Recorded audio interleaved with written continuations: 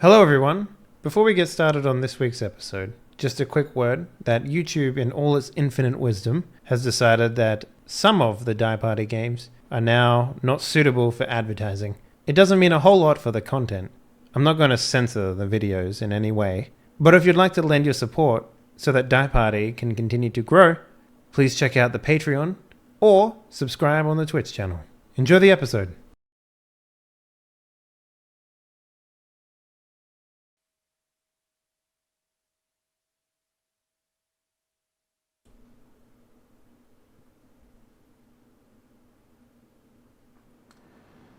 Hello everyone, welcome back to Die Party Abyss, formerly weekly, now returned to weekly Hollow Earth Expedition role-playing experience on Twitch. It's been a while since we played this game, mostly because I took a break, to celebrate my new marriage, I guess, would be the way to describe that without getting into too much details. But let's go around and introduce... What was that? Maybe don't add in the I guess. You know, don't kill the new wedding feeling. Nah, look, it's... I'm just trying to keep it PG, you know? Yeah, okay.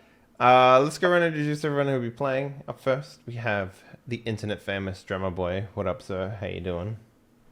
Doing good. I'm internet famous. It doesn't amount to much, trust me. Nice. What have you been up to, man? Writing a ton of music as usual, and then Canada happened. It's November 1st. We had 4 or 5 inches of snow. Shit. It's only just started snowing here, actually, I think. It hasn't gone away. Like, we still have snow. So, and this is like my first winter in this apartment, so I'm finding out all the cool quirks. Like the pipes? The pipes, they're supposed to be fixed on Monday, but my landlord had a thing, so he's coming to fix them tomorrow. And I found one of the windows was like not sealed properly. Oh, lovely. So I had to reseal it myself. It wasn't like too difficult. It was just like off the tracks a little bit, and then I had to like do that and then like do a couple things and reseal it up.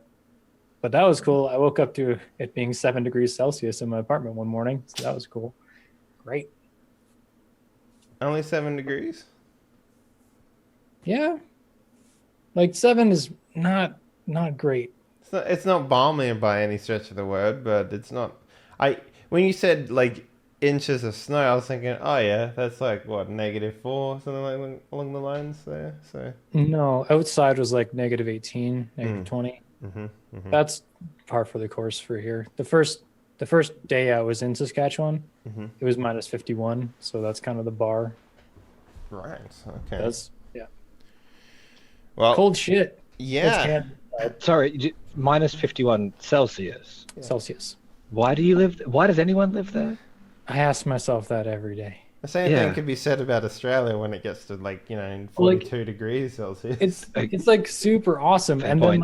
then like -30, -40, -50 hit, and then it's like, why do I live somewhere that the air hurts my face? Why do I live somewhere where most of the time I can't even go outside? Yeah. Questions for another day. Other than that, it's just been same old music, working with local artists a little bit, and then streaming The Witcher on the weekends. How far have you made it? And more importantly, how many cards have you collected? I beat the first game. I only collected 1 card. Shawnee Bay. Come on. You could literally put your dick in anything in that game. That's the only game you can do it in too. And they reward you for it by giving you collection cards. It's like a black book for Geralt, man. It's awesome. It's the only game we have amnesia too, so you're fucking like you have an alibi too, you know? Yeah, and then I just got to chapter 3 of the second game. So okay. The second game was kind of interesting. I remember the start being like really fucking janky because you had no abilities to do anything and everything flogged the fuck out of you. That's like the swing from the first game, like the first game's gameplay to the second. Yeah. God. It's jarring. There was like, I think like 3 years between then and then. And I think they did like changed. 3 or 5 changed engines, changed almost entire like dev team except for the main core people. Yeah, I remember when it came out, and I remember installing and being like, "Fuck, I can't run this game."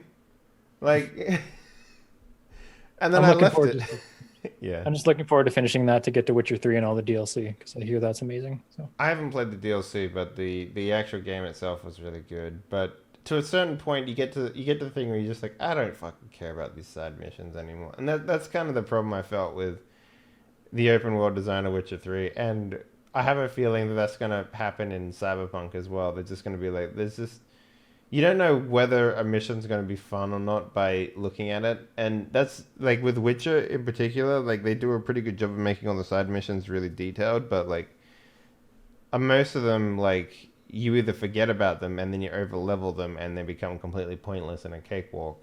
And the only thing you want to do them for is, like, the writing or whatever, but... it might be more interesting in Cyberpunk because you're not used to that world yet. Like it's your first introduction to this place, so you might want to do more of that. But It's not though. for Cyberpunk, like Yeah. there's a tabletop game. Yep.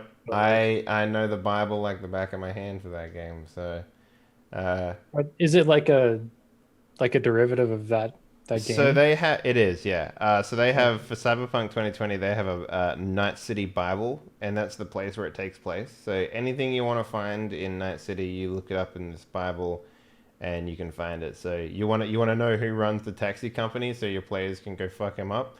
It's in the book, like you can find out who owns what bars, what they used to do in their former lives, all that sort of stuff. Like literally everything, you can look it up in this book. But hopefully, what I'm mostly interested in that is like, hopefully it's not just like a open world thing, and it has some pretty interesting stories to it. But well, the Witchers were books first too, and I think they did a pretty good job differentiating themselves. So, yeah, I guess that's true. Yeah. Anyway, anything else?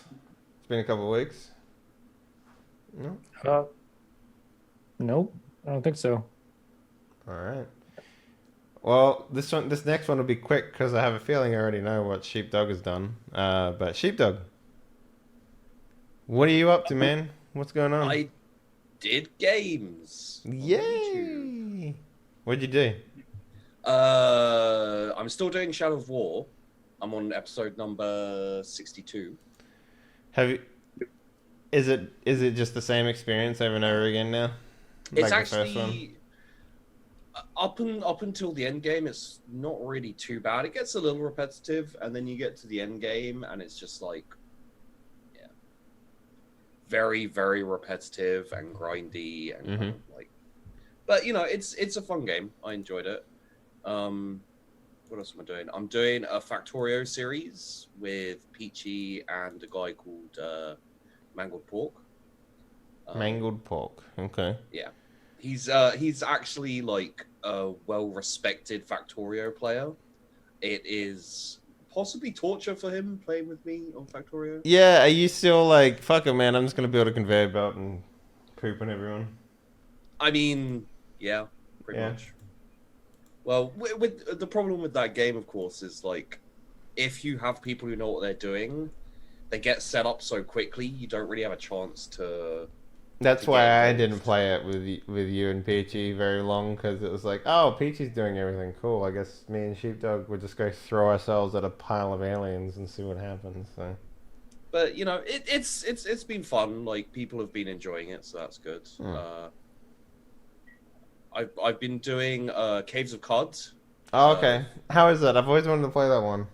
Well, what we've been doing is Fuzzy, Fuzzy Freaks. She plays it quite a lot on her Twitch, and so I'm playing it, screen sharing it with her. She's basically helping me through, like being a tutor for me to get through the game, and it's going iffy. We've died a lot. Yeah, it's have you ever played Dwarf Fortress Adventure Mode before? Yeah, I mean I tend to play the Fortress mode, but yeah. Yeah, is it similar to that? Because I haven't played CUD, but I've played the Adventure Mode in Dwarf Fortress. So. Yeah, it's similar idea. Yeah, definitely. Very slightly. Oh, wait, Yeah. what do you mean slightly? As in like similar? It's just very. It's it shares a few similarities, but really not all that many. If Mhm. you look at it, it looks similar because it's Yeah, low that's graphic. about the extent but- of it. Yeah. Okay. All right. Okay. Well, that's cool, I guess. Maybe I'll have to take a look at it pretty soon. What else? Anything else? Just this game called Goblins of Oldstone, which I feel bad about ripping apart, but it had to be done. Trash. Yeah, indie trash. Yeah, I get it. Yeah. I mean, like, it's I think it's going into early access, or maybe I'm pretty sure it's going into early access. Mm-hmm. I got an advanced copy, and there are things like goblins. It's like a town management. The goblins require meat, but you can't make meat. But they're pissed off with you and starving because they don't get meat. And I was just like, you have to kill one of the goblins and feed it to them all. no, it doesn't work like that, unfortunately. So there's a whole load of stuff whereby like there's game mechanics in place which they haven't either taken out or provided for. Mhm. So Mm-hmm. it's very aggravating. Okay. All right. Well, moving on. Jordan, aka Nullspeak. What up, sir? How you doing? Hey, I'm good. I'm good. I continue to work on deeply secret stuff I can't talk about, which I guess is on theme. Mhm. Yeah, I'm glad to be back. Welcome back. Yeah, thank you. So, what can you talk about? Well, I guess maybe I've already said this stuff before, but our new game is well, it would work well on Die Party. It's yeah? cooperative. It's horror, and it's got some really weird elements that I've never done anything remotely resembling before. So it is constantly taking me out of my comfort zone, and so I'm in a state of benign panic most of the time. For a game that you're working on, so is it like this is a video game, yeah? Mm-hmm. Yeah. So how do you make a horror game? Like, do you just keep having to ratchet it up until like you're significantly scared of your own work? Like, I knew a guy who made a horror game once, but he was just like, yeah, these are all just my dreams, and I just put them into a video game, and I was like, fucking terrifying, dude. But, like, Yeah, I mean, there are definitely a few elements in the game from my nightmares, but really, my guinea pig is Michael Patches Kelly, our producer designer dual class. He the other day we got him testing the game, and spoilery stuff happened, and he was like stabbing into space with one of the game's weapons, shrieking out loud in front of all of his coworkers. So I was like, all right. There might be something in this. well, damn. Okay. So what? October 31st next year? That's when we're expecting it. No comment. Awesome. Well, I can't wait to play it. That's going to be great. Yeah, you guys will definitely be in the closed beta for sure. Fuck yeah. Awesome. Well, I guess, Doc, I went to the homeland, but I didn't see you there. But how you doing, man? You must have just missed me. Hi, there's only like 4 people in Australia. I don't know how that's possible. But, yeah. I think I saw your plane come over. Yeah. Yep. What have you been up to, man? How's life? Playing video games, doing stuff. It's all right. Yeah. Nothing amazingly interesting for me on my end. I've been playing Fallout New Vegas for whatever reason. Oh, that old great game. Are you I mean, are you a New Vegas man or are you a Fallout 3 man? Okay, on PC, New Vegas. Yeah. On console, Fallout 3. And I think that's only because I played Fallout 3 like 300 hours on console, and then I got New Vegas on PC and was like, wow, this is so much better.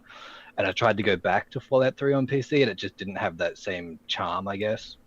Right, yeah. But I mean, it's so heavily modded that it barely even looks like Fallout anymore. So it's great.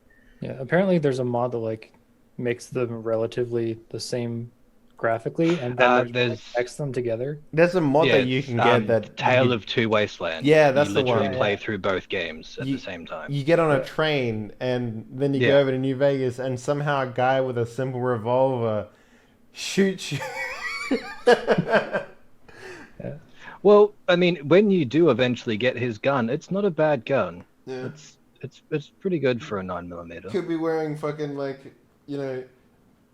Enclave power armor, and the guy puts a bullet in your brain somehow, and he's just like. It would explain how you survived. I guess so. Man, my camera on Zoom is being a real butt. Same. I'm getting like everyone's a little choppy. It might be Zoom. Yeah. Well, shit. What else you been up to, man? That's pretty much it. That's the most recent thing. So yeah, I guess. All right. And last but not least, we have Graham Complete, the maker, who's always making. What up, sir? How you doing? What have you made recently? So I finished building my lathe, and I've been turning chess pieces on it. Okay. This is a lathe that broke before, right? Yeah, I had to make a different one. Yeah. That broke, so I had to make it. I had to go Plan B, and that's been working very well. But yeah, I produced like a much better like channel trailer thing Oh. because I feel like the channel right now lacks focus, as a lot of my projects often do. So try to pick a direction and go that way. Okay. Shit. How long did it take you to make it? Well, actually, I got my coworkers, my other teachers and stuff involved. So it took a while. I mean, it didn't. It's not like it's a big production or anything, but it was just like something I've been thinking about for a while. But anyway, I make stuff. I teach how to make stuff, and let's play this game. All right. Okay. So before we get started, we have expenditures and stuff like that. Does anyone have anything they want to purchase? Yep, Graham, you in the back. So I'm gonna spend all my XP, all my 15 points to buy the Guardian talent. Oh shit. Okay. Which means instead of taking an attack action, I can grant +2 defense to everybody around me. Oh, that's using intelligence? That's fucking, That one's awesome. That's cool. Okay. Bit of pulp bard. Pulp bard. Well, the sort of buffing rule as parsed through D&D. It's pulp bard. Your character is gifted at looking out for others and protecting them from injury. She shouts warnings, deflects blows, and pulls people out of harm's way. As an attack action, your character may grant +2 defense to all allies within 10 feet of her. 10 feet's not that far, but that's okay. She must be able to speak and see her allies in order to grant this bonus. So I'm guessing if they're behind cover across the room, it doesn't work. Whatever, who cares? Like, I'm not going to penalize you for that. That's stupid. Okay, advance. You can buy this talent twice, allowing your character to provide an additional 2 defense to allies. Oh, that's kind of cool. So if you have another 15 XP lying around, Graham, you can grab it again and do 4 defense. I have 3 left. Yeah. That's kind of annoying that it's an attack action, though. It's okay. All right, cool. Well, that's a good one. Anyone else? Saving up. Jeez, what are you saving up for? There is something I wanted, but I can't remember what it was. It's been too long. I think I'm saving up for a primary stat, which costs flipping a lot. Yeah. Yeah. Uh-huh. I feel like that's I what just I spent wanted, one. maybe? Yeah, I remember you something about like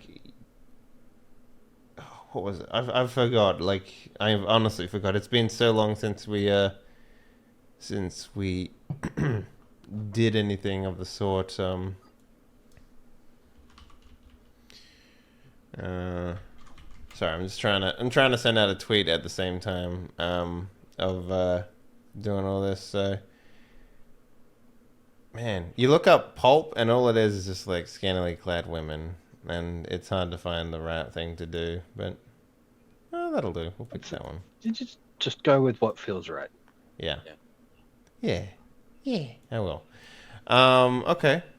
So with that out of the way, I guess since last time we played, and maybe this could be a sort of a group effort, to help everyone remind everyone as to what we did last week or last time that we played. So we basically had our little showdown in Jerusalem, in J-Town, where all the players worked together to push some Nazi VIPs through a black hole into the abyss, into the underworld, aka Hollow Earth. And everyone made it through. They managed to seal the door behind them and stop some Germans from coming in. But Point of order. I believe not everyone made it through. oh yes, that's right. You lost your little helper. Yeah. Someone took away my guy. Well, I mean, No, it's fine. It's fine. He's wandering around Jerusalem, sadly calling my name. It's.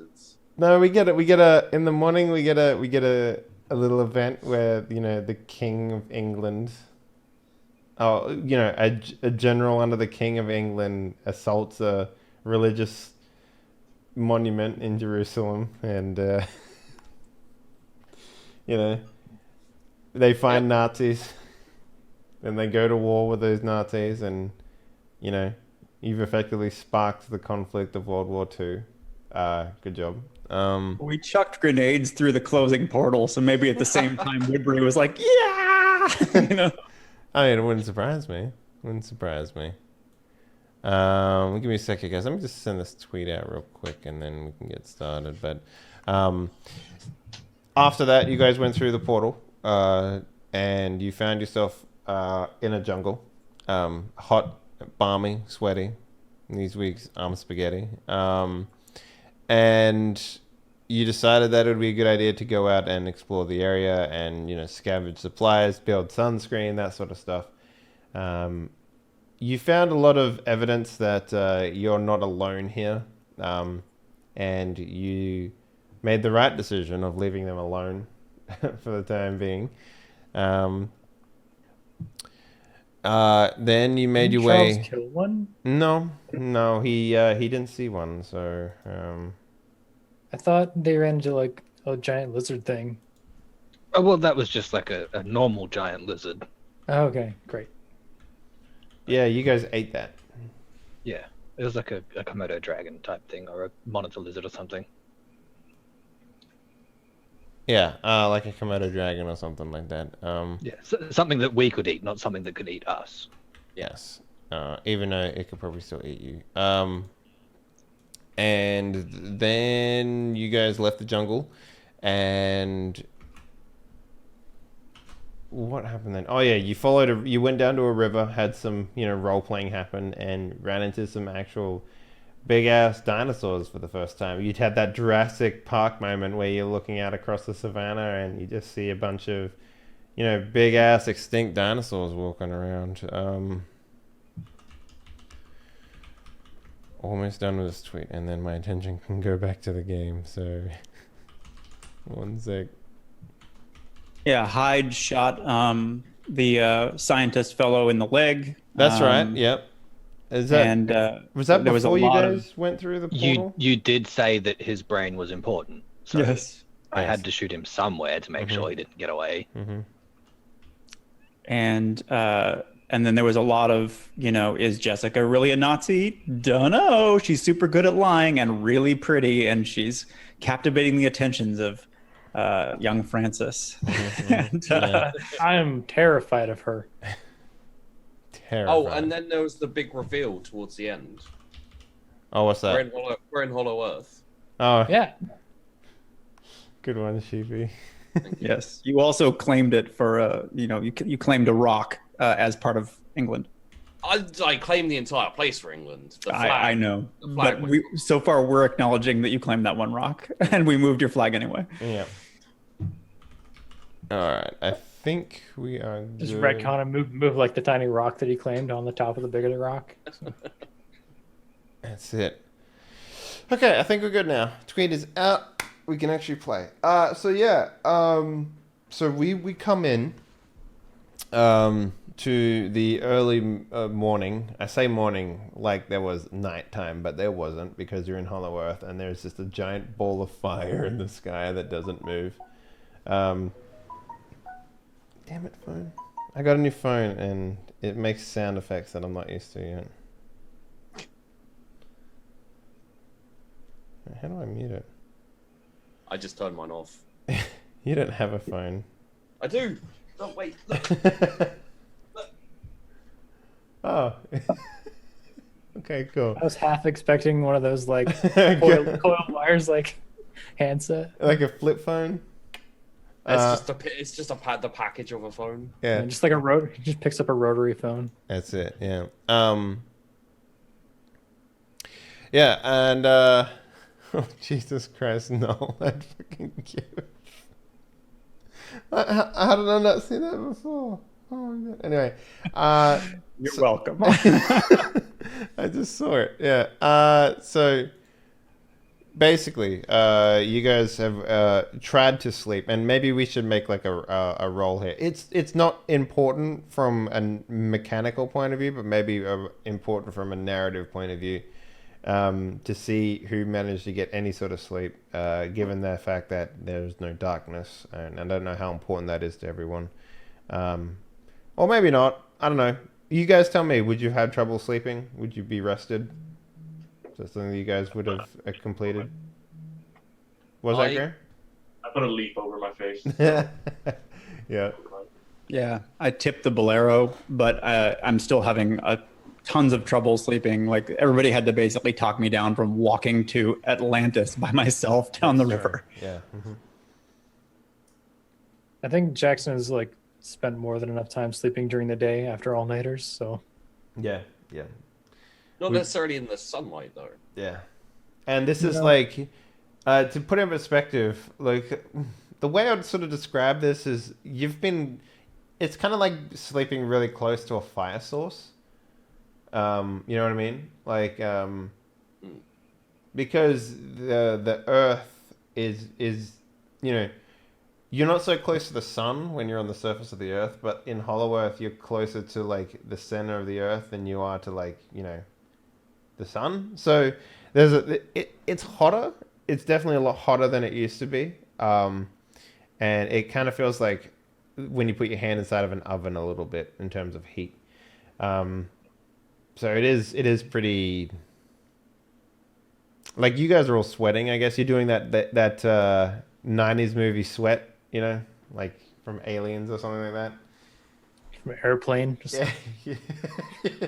Not so much from Airplane, but like, yeah, you've got that adventure movie sweat that they don't do anymore for some reason, but they're bringing it back weirdly enough. So,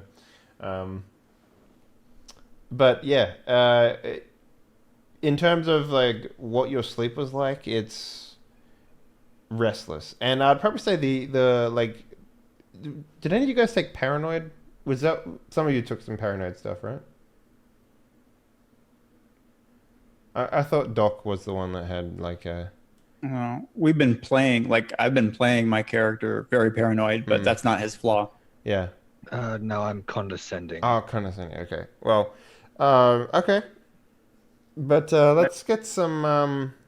We had some watches. We had three sets of watches, right? So let's get some, perception checks, just so I can get an idea of what you guys see during your sleeps, because there is something out there.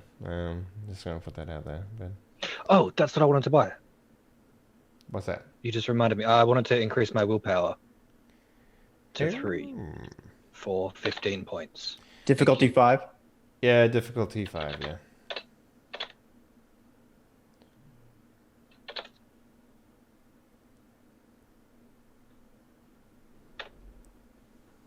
Wow. Okay. Oh, you guys are kicking it. Yeah, because I realized I had a really low perception. I was like, fuck, what do I need to jack up to get that up a little bit higher so that I can actually spot things? That's the attributes. So Yeah, it's willpower and intelligence. I need to conduct an experiment on my watch. Mm-hmm. Go ahead.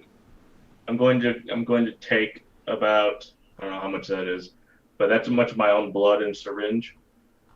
Oh yeah. Sorry, I now remember. Yep. Mm-hmm. And I'm going to go over to our doctor captive fellow. Okay. Yeah. Go on. I'm going to inject my blood into him, see if we're compatible or not. But I'm not going to test it on myself. So. Okay. Are we the bad guys? Yeah, are we the bad guys? Also, willpower increases your health, by the way.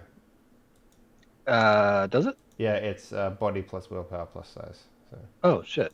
I don't think That's we're the good worst too. guys, but we're not the good guys. No. So if nothing happens, I'm going to assume that we're compatible, and I've got something else to do of that. Anyway. Okay. Second. So I'm not entirely sure what happens when you put blood into someone that doesn't have the same blood type. I'm not a doctor. Your urine turns brown, and your body tries to kill you. Okay, so you're effectively killing this man there. No. Maybe. Possible. Anyway, enough point. So the doctor's sleeping. Can I get a stealth check from you to see if you can do it without him noticing? We left him tied up though, didn't we? Well, I mean, like, you can still notice when someone's putting a syringe in you and make a sound, you know? It's not like he's going to stop him from doing it. It's more like whether or not he notices he did it. Okay. I don't have any stealth points, and I don't think I would particularly care if anybody saw me or not. Yeah. Is anyone thinking about stopping him doing this? I mean, it depends on who's on watch with me. I can't remember. Yeah. So is it random who's on watch with him? Because I bet the result of whether they would stop him is completely different from party member to party member. So I'm the only person who's not in this group is Doc, because he's with Jessica in terms of watchers. But I was on watch with Francis. okay, so I guess Gideon and Solomon, you guys look at each other, slowly pull out a syringe, push it into the doctor. What do you think? Matter? Well, I do say the Thule Society prizes this man. If you poison him, we will never plunder his mind. Plus, I don't know if you'd ever be able to get out of here, but maybe you will. I don't know. You probably will. Hollow Earth is. Yeah, I'm sort of half, like, I'm not getting physically in his way. Mm-hmm. First of all, he's got his shirt off, and it's very intimidating. Second of all, I don't think we're ever going to leave Hollow Earth, really. And so you're just kind of voicing your disapproval. Like, do you really want to do that? I mean, if you want to do it, go right ahead. But do you really want to do that? Plus, he's a world famous doctor, and like, I think he probably knows what he's doing. I'm not ultimately, I would not know what a transfusion of the wrong type does to a person. I'm going like, what? Say your plans out loud and see if they still sound crazy. I will explain to Gideon that it is not enough blood to kill him if it's the wrong. It's not enough blood to kill him if we're not comparable blood types. However, it will make him sick. It will indicate whether or not that is the case. Okay, good. Everybody, and any more protests? I say to nobody while everybody's asleep. And then I'll inject him with my blood, and then I'll use another syringe, and I'm going to harvest about 10 cc's of his lymph fluid. Okay. Lymph nodes. Yeah. What is the end goal for this, though? Don't worry about it.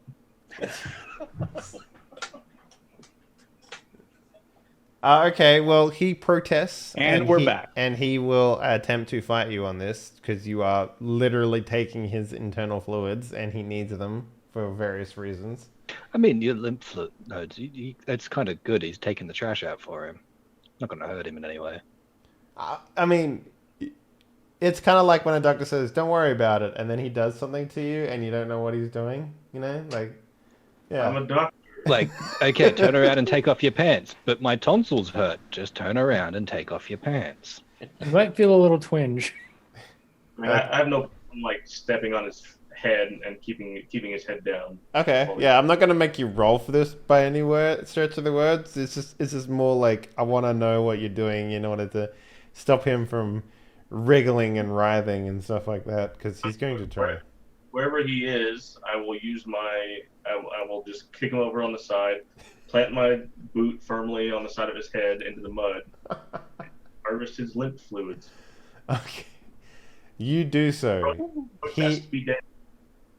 He will make a stink, obviously, and he will be so far removed from trusting you, but I doubt you care about that.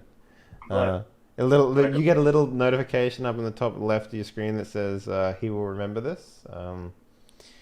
Yeah, Dr. Pat will remember this. In that case, I'll go and I'll sit back with Gideon and I'll explain.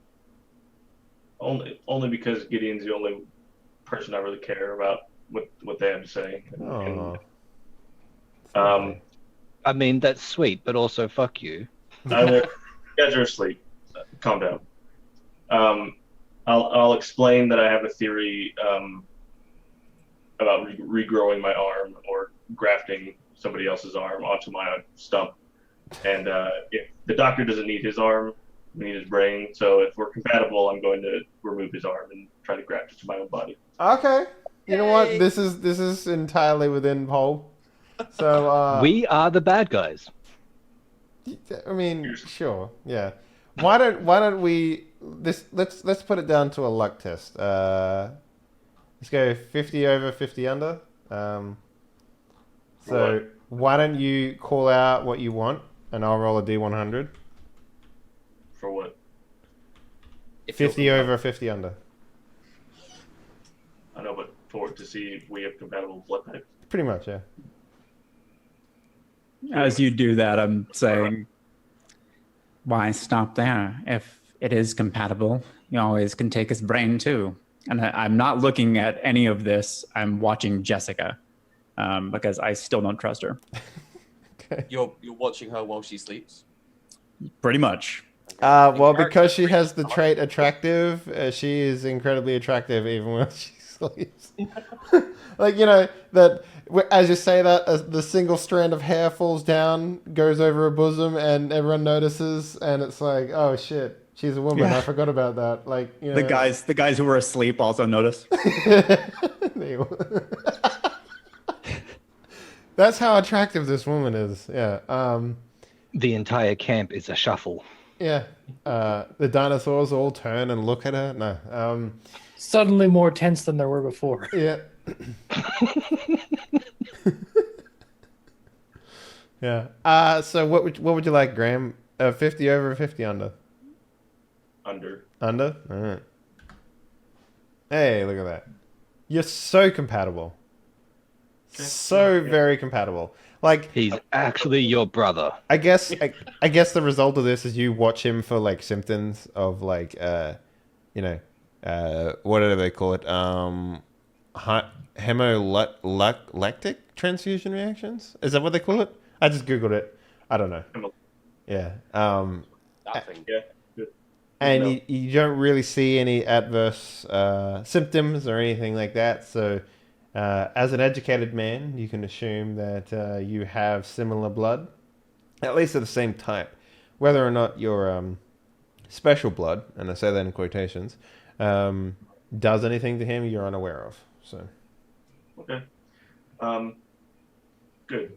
Over the course of the next awake time, mm-hmm.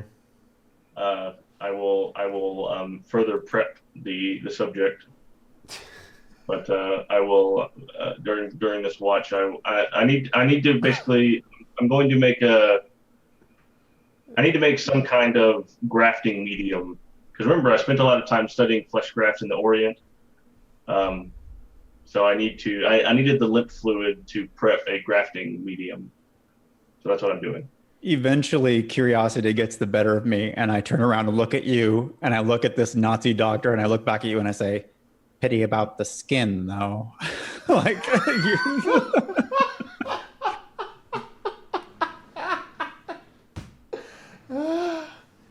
That's a good point. Yeah. Just like goes. It's like a. Better than nothing. I was thinking that you'd probably go for a dinosaur arm and try that instead, but that Well, his character. Don't you eventually plan to have like a a sort of god number of arms? Tail. Nice. We'll get there. Anyway, Second head, one for eating and the other one for thinking. I like yeah. it. So I'm putting together this sort of tub of bizarre lymph paste, but hey, I assume that takes quite a while. Yep. Okay. So now I'm going to see. I'm just going to roll some dice real quick, guys. Don't mind me. This is the did we get ambushed while we were sleeping dice. I'm not going to say nothing. I'm not going to say nothing. How do you make the successes show up? Is it exclamation point? Yeah, okay. Okay, yeah. Neato. So yeah, you guys are just, not fussed about much. You have a pretty decent sleep, all things considered, except for Pap, who is now incredibly paranoid of, losing his limbs to the psycho Westerners. He thought the Nazis were bad, but no. Western science has a whole new meaning to it now. So were they just like sitting next to him talking about taking his arm? Probably. I mean, he's definitely. I mean, they made no effort to like hide the fact that they were going to take his arm. I guess, unless you were. I don't know. Were you like measuring his arm and I like the idea that you like measure your stump against his arm to see if like the parts are the same. Like, yeah. Both our characters are motivated by truth, so just don't leave us alone in an intrigue situation unless I am disguised as the target. Yeah. Do we have anyone good at like spying and being subtle? In disguise, yes. Yeah. Very good, but only in disguise. My flaw is that I won't lie otherwise. Okay. I'm very subtle. Nobody's ever seen me and lived. That's true. So you guys will wake up around the same time, realize that you don't have any food supplies or nothing like that, but more narrative than any other problems. So what's your first port of order here, guys? If you walk slightly downhill, you will eventually come to an ocean as previously described, and you are next to a river right now. It's not teeming with fish by any stretch of the word, but they are bigger than you expected and very... I would say more piranha-like than anything, more dinosaur-like. So they're not exactly like, you could probably spare them and bring them in. So food shouldn't be too much of a problem unless you, move off the river. But Just salt. The river is freshwater, I imagine. Yeah, the river's freshwater, yeah. And you haven't made it to the ocean yet. So you wouldn't be able to tell, but yeah. I mean, everybody else might be hungry. I brought rations. Did you? I'm going to sit there and eat one of my field rations while everyone's kind of looking at the fish in the water going, oh, man. Well, plus we had a lizard last night. Well, that was like 20 hours ago, if I remember correctly. We like walked for like 16 hours through the jungle. Yes, Mm-hmm. Yeah. So, do any of you guys make an attempt to spear a fish or anything along those lines? Yeah, I will. Yeah. Make any, I'm not sure what you guys are doing in terms of prepping food, but I assume anyone with survival, you could find food, prep it for travel, that sort of stuff. So you spend a couple of hours, making sure you have everything. That way we don't have to... Can I build a fish trap? Like a net? Sort of. Or you just want to dig a hole and then Maybe like a basket trap or something. You could just weave a little basket and stick that in between some rocks. Fish swim through, get stuck in the basket. A box with a flap that opens one way but not the other way. Oh, Yeah. okay. Could With enough time. could Woodbury get a little tingle like he's supposed to be making me breakfast?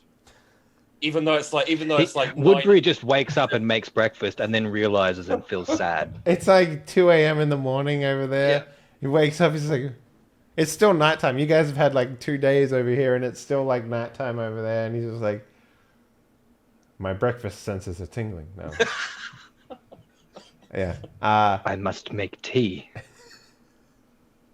It's always a good time for tea.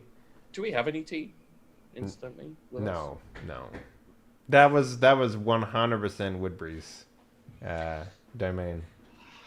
You cruel bastards. Yeah. We could potentially find a plant that could make something slightly resembling tea. Yeah. Could also kill you. Mm-hmm. Well, we could feed it to Mr. One Arm. I think we need him alive for a little bit longer. Mm-hmm. No. He still has both arms right now. Yeah, you haven't even amputated yet, and people are calling him Mr. One Arm. That's horrible. Unless they're talking about, Solomon, because he in fact does have one arm. So. Oh no, he's You just ask him which one is his he's a dominant multi- arm, and you take that one. That way, Solomon has 2 dominant arms. Just like I don't think it works like that, but okay. It's like his hand would be like this, like inside out. Yeah. All right. So, plans, actions, following the river. Which way are you going to go, Graham? Yes, doing I need to have a word with Jonathan first. Okay. Jonathan, Yes, Johnny boy. I will kill you. Do you know? Have you that lizard thing that we ate before? Did it have any sort of acidic secretions? Any sort of? You did do an autopsy on it. So. Okay. The only it was very Komodo dragon-like with the It had some nasty stuff in its mouth. from eating raw dead meat and shit. But then stuff under its nails and shit like that. Like the Komodo dragon is actually kind of disgusting in real life, so it's pretty disgusting here as well, just bigger. I need to find something acidic, and I think a creature's stomach bile would be most like that. Oh, are we going on a hunt? Well, you are. I'm not. I have one arm. Wonderful. Do we need to do this now, or is Yes. it on the way? Well, on the way, wherever we're going, if you happen to spot something, Predatory? something either with like an acid sac. I don't know anything about animals. I believe most animals have an acid sac. Okay, yeah. Well, I need one of those. Okay. All right. Good. So are we trotting off to this this oceany place that the crazy one wants to go to? Yeah, I assume the first call of action is to find something in this place, right? I could be wrong. Yes, Francis made the point last time that the Atlantis that I've been assuming, based on a surfacer's understanding, would be in the ocean might just be on the top of a mountain here. Like there's no, like you can't make the same assumptions. And so he kind of derailed my follow the river to the ocean, and Atlantis will just be there with a neon sign plan. So now, like, while I'm standing kind of at the edge of the group, looking impatient, it's not clear. We couldn't get a bearing with psychic impulses, and the diary is not doesn't clearly point out where Atlantis is within the Hollow Earth. And so we're a little like the one thing we do know is that generally speaking, if you follow a river, you're going to find civilization. And so there might be some value in that. Okay. So you guys trot off following the river then, yeah? Down towards the ocean. Okay. Yeah, you probably walk for a good long while. I'd like to look out for anything fitting the description of possible acid. Sure. Well, you guys are kind of like... The way I'd describe this is sort of like Lion King savanna grasslands sort of thing. Long reeds, trees every once in a while. Can we get anyone who's looking out for stuff? Let's get another perception check rolling and see if you can find anything. Just out of 5.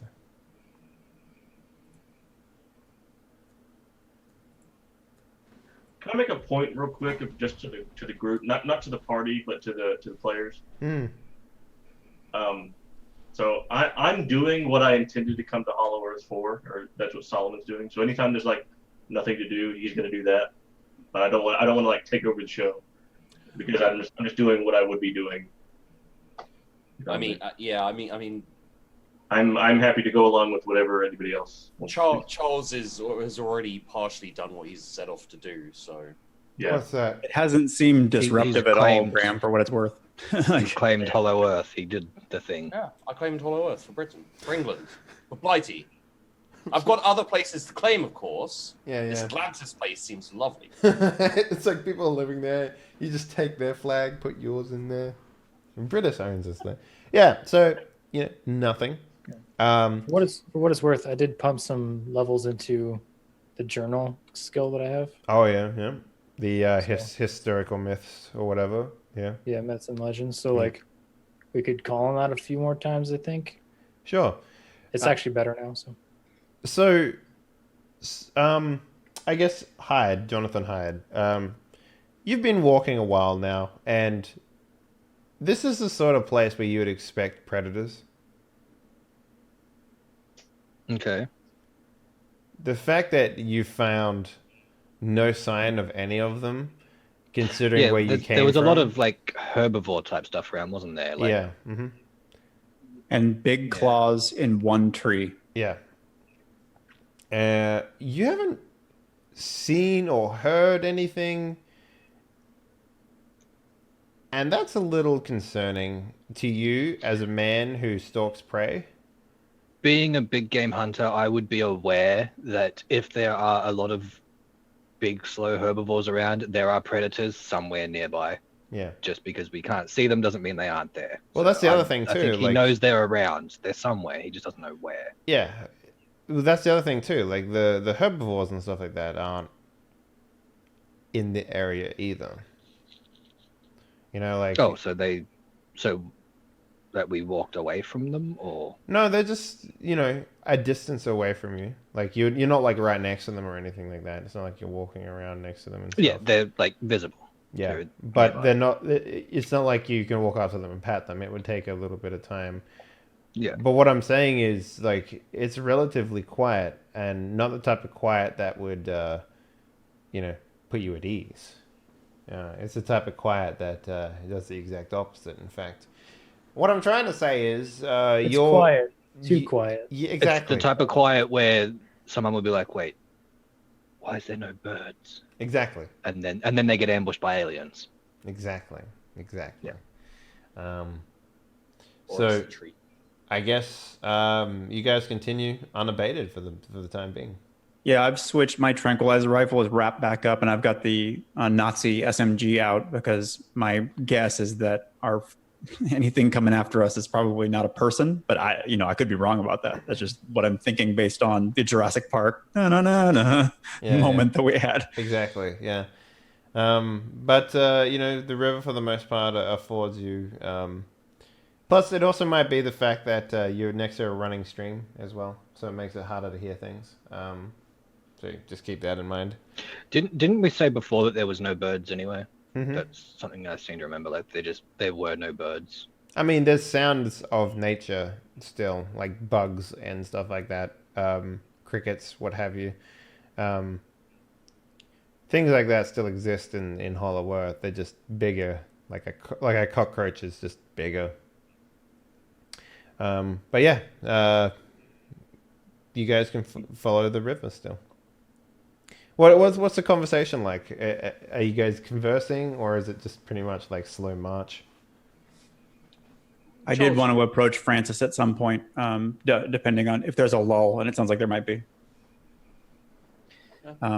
I say, and I pull him like a ways back from the group, and I say, I've seen the way that you look at Jessica. Please be very careful. As an academic, you probably know of the first horseman of the apocalypse.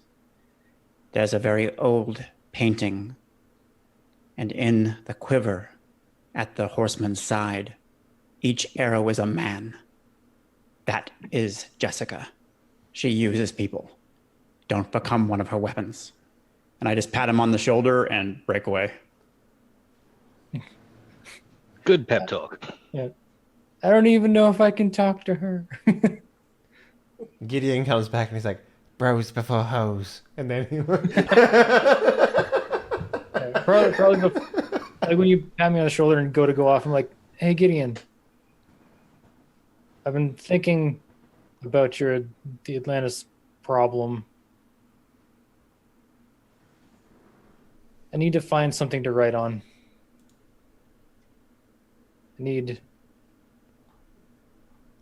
Basically, I want to try to overlay a map of what I know our world looks like. Mm-hmm. I'm like, damn it, I can't help. All my business cards explode. Take the skin from the Nazi's back. Make a book out of it. Why Dude, like, not? At this point, I was thinking that. He's got a tattoo of the world map on his back. Just like, yeah, MacGuffin. No, but like basically like trying to overlay a world map of what we know and like try to like reverse engineer that to be flipped to see if there's like check the journal and like my history knowledge for like sites of Atlantis and see if they're flip side.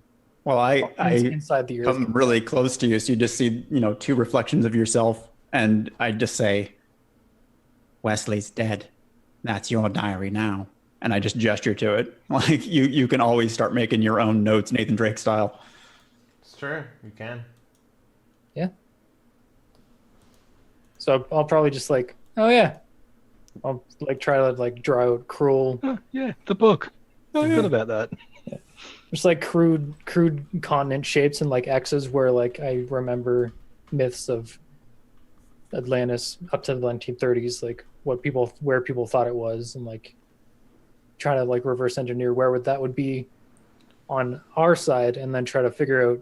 We still don't have any bearing of where we are, but yeah. So Atlantis is like a lot of people when like I can tell you the myths basically, right?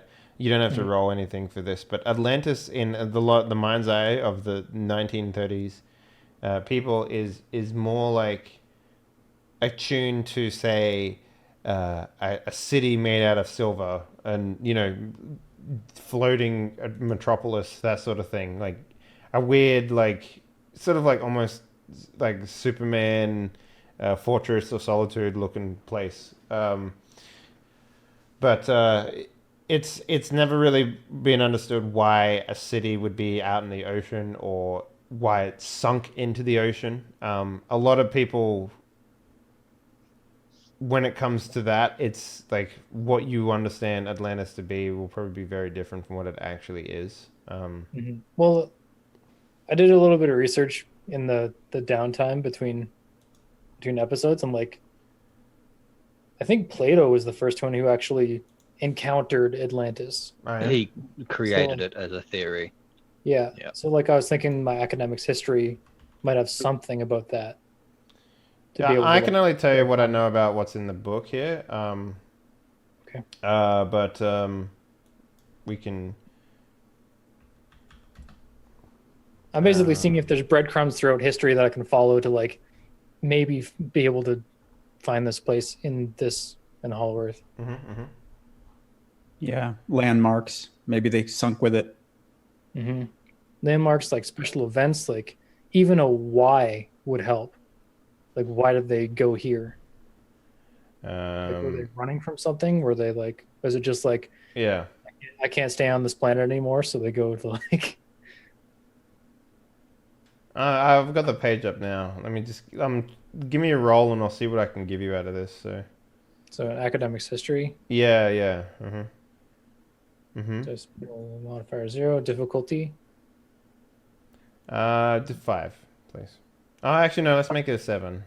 Or we'll just count that as. So you got 1, 2, 3. Yeah, 3. Okay. Is it speciality? It is. Yeah. Yeah, all these are special. Yeah, so 3, 4. Wait, is there 4? You said 7, so it's 8, 8, 8, 9.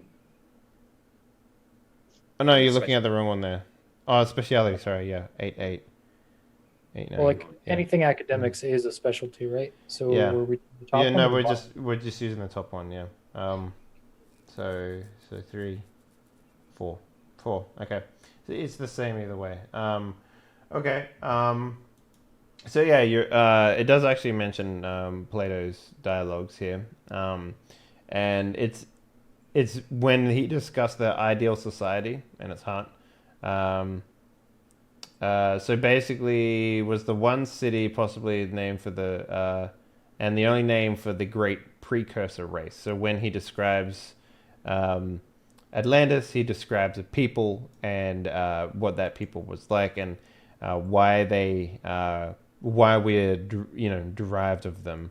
So one theory is evolution, the other is Atlantean, we came from them, that sort of stuff. So they're mentioning here that the biblical flood was part of the reason why we don't have them anymore. Because the flood was real, but and let's see, I'm just skimming real quick.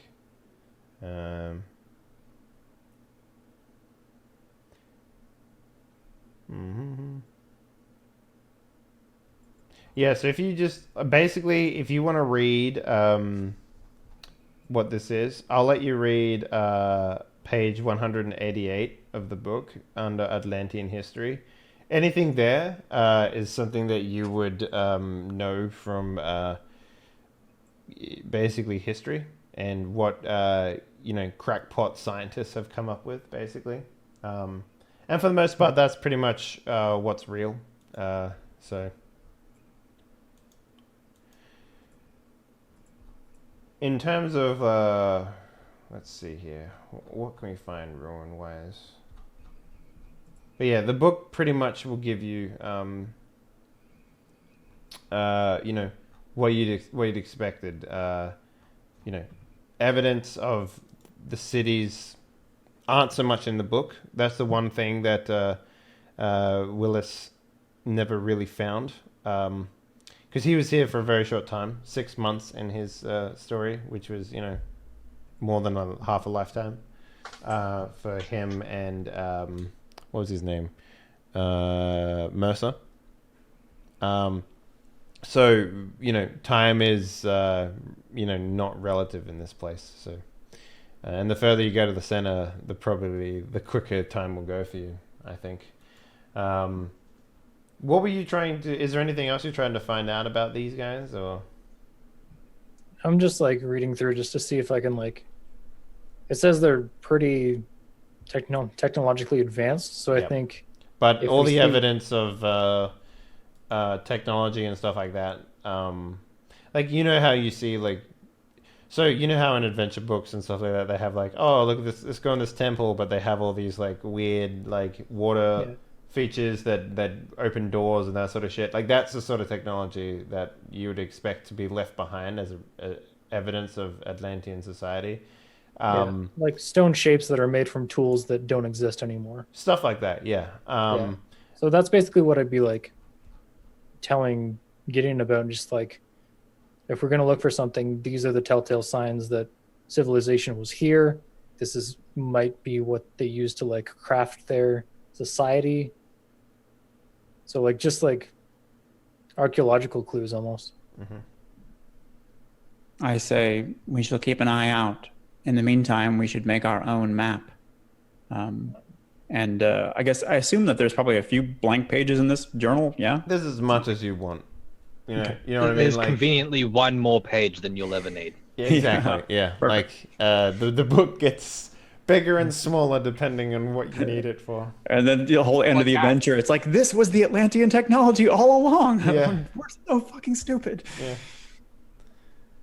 So you can have as much paper as you want to write on. I mean, if you tell me, all right, GM, I want to rip out all of the never-ending pages out of my diary to fill a room so that I can walk across the pit, I'll be like, build a paper mache house. I'll be like, you don't have enough paper for that, but to write down notes and stuff like that, you're always going to have what you need to do that. Cool. So I'll begin working with him to basically be his kind of map monkey, like sketching out things that we find along the way, even if it's just landmarks from our own experience. Obviously, we're looking for any that might look like relics of a real society. Sure. Yeah. And probably suddenly have artistic skills like Nathan Drake did. yeah. You start drawing like star celestial stuff, and yeah, it's like, oh my god. You know, I've always wanted to run a game like a Nathan Drake game, because the amount of times where it's just like, well, let's check the diary. Oh, there it is, the puzzle. You know, like I fucking love those moments, the eureka moments that they manufacture in that game. It's great. So yeah, you spent like, I don't know, like maybe during times of rest or anything like that, you guys sit together and, you know, manufacture a workable map, to say the least. At least your relative location where you came in, and you know, the river that you're upon, those sorts of things.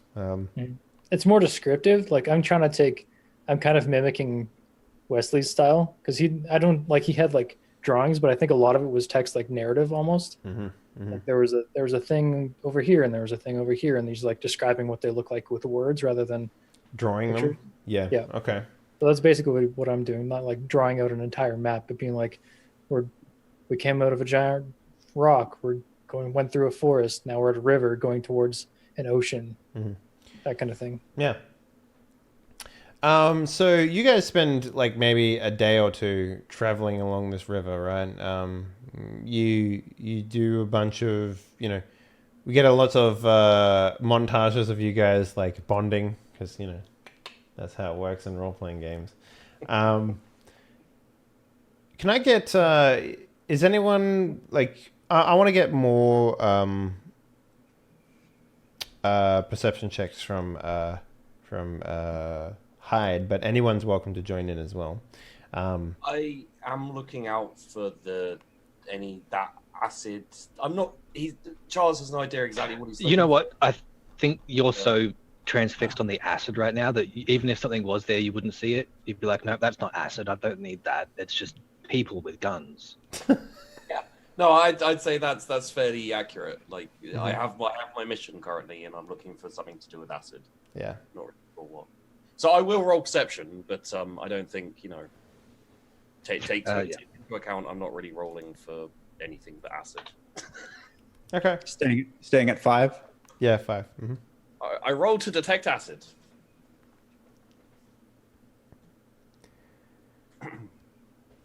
Wow, you guys suck.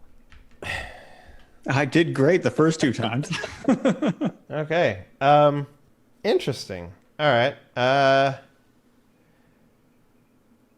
So the person who notices it is the person with his nose in the book most of the time. That's kind of interesting. So, you know, you're reading over your book there, Francis. And you hear, you know, the telltale signs of something in the shrubbery around you. You know, the sound of slight growling, followed by the sound of something standing on a stick and the stick snapping. You know, that sound effect you get whenever something is stalking you in the reeds. That one conveniently crunchy twig. Yep, that's it exactly. And I think it's someone else. I'm like trying to concentrate and just like growling, like shut up, dude, stop growling at me. Yeah, trying to write. A crunch and like a weird guttural noise, and like turn back, like the over the shoulder, turn back and like scared look. And it's so fitting because my flaw is danger magnet. So yeah, exactly. So you look up from your book, as you see like the reeds sort of like close and, you know, shake like something was just looking out at you from the reeds. What do you guys do? Well, I mean, what does Francis do? It's more important. Yeah. Running to hide, basically. Hide and he's gonna run and hide. Yeah. Fucking shoot all of you. You named your character, man. Like, that's on you, you know? Yeah, I did. Yeah. It's Good name. Okay. What do we see though? Like, what is it? Nothing. Is it just a rustling in the bushes? You see nothing. But Well, we just say I think. Okay, our so eyes we're just tracking walking Francis. along, and Francis just runs up and grabs me. yeah. I see Scream, something. like screaming, Oh, okay. just like pointing and like shaking my finger, kind of thing. I mean, if we don't see anything, I'm gonna go in there with the blunderbuss at the ready.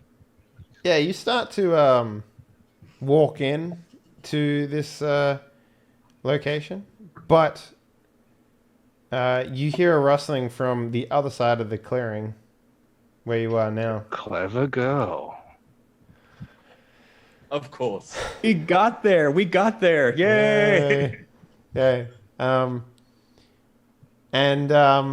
Basically over where like if there was a clearing, right? Imagine sort of like basically like a river with like a tree sort of near the river on the bank sort of thing. And on either side of the banks there are tall grass, right? Tall reed-like grass. And basically a very larger than you would imagine, turkey-looking thing walks out. It's walking on two legs, and it has these very long claws, 4 of them coming out of its 2 little, I guess, arms sticking out the front. It has very long protruded snout with sharp teeth in it, and it's covered in feathers. And this has just come out from yeah, behind you. behind basically. me. Yeah, from like in the opposite direction from where you heard the sound. It starts to snarl and snap its teeth, and I guess there's like. So let me just get a roll count here. There's 5 of you plus 2 more, so there's 7 of you. It starts to run towards the group as a whole. I would say that I'm going to roll a d4, or a d5, I guess. Yeah, and the only 2 people that it can't affect is Francis and Jonathan, because you're on the opposite side. But it's going to try and attack one of them. So you guys have some opportunity. Let's roll some initiative now, and let's see how this goes.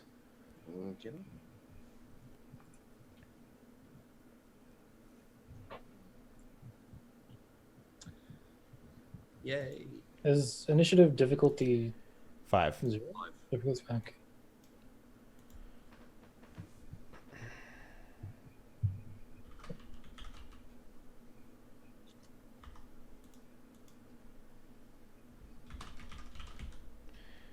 Initiative order.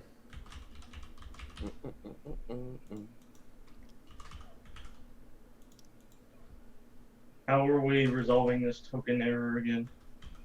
Don't worry about it. It doesn't show up for me. You just need a token, but like, there's no tokens in this game. Well, I haven't set up tokens, so.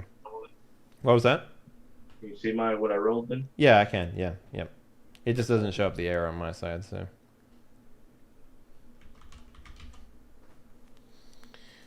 Mm-hmm.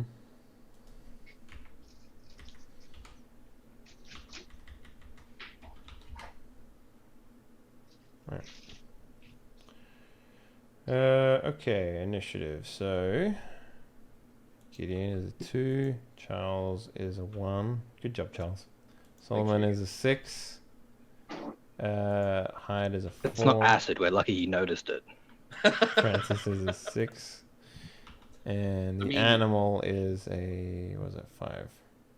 Like, compare your guys' dice pool for initiative to mine. I'm lucky I got a 1. All right, Francis. Since you're the man who saw this, it makes sense that you go first. Okay. Squeals and pees himself. Basically, this big turkey-looking thing, but like mutated turkey, is running towards the group, snarling and obviously in an attempt to attack. Well, I grabbed a Luger off of one of the soldiers. It's about the size. The way I describe it is about the size of a pony. That's a good descriptor of it, actually. Yeah, about the size of a pony. Cool. I upped my strength a couple episodes ago, so I can actually use a Luger now. Ooh, shit. So let's fucking do that. Let's shoot a fucking turkey. It's the fight or flight response. So let's fight it. Good job. I forget how this one works. I have like firearms pistol. I think all of that is factored into my Luger. So, let me take a look at your character sheet. Yeah. Just to make sure you're rolling the right stuff. Been a little while. All right, so you have a Luger. It has 2 lethal on it, and your firearms are 7, so you're rolling 9 dice. Yep, that's right. So if you just go ahead and click the little dice next to the Luger there, it'll factor everything in. So, difficulty? It's always 5. Okay. Unless you're someone like, Hyde, who has the ability to remove or make the difficulty easier on himself. So. Woo! I have a firearms pistol, so specialty. Very nice, very nice. 11 dice is pretty fucking chunky. I'm not sure if this is going to do anything. We'll see. Oh, cool. It doesn't show up the name of the thing. Great. Wow. Fuck, dude. You might just brain this thing. And this is why we learn why guns are so good. Yeah. Let me just see how much health this thing has, because I actually didn't write it down.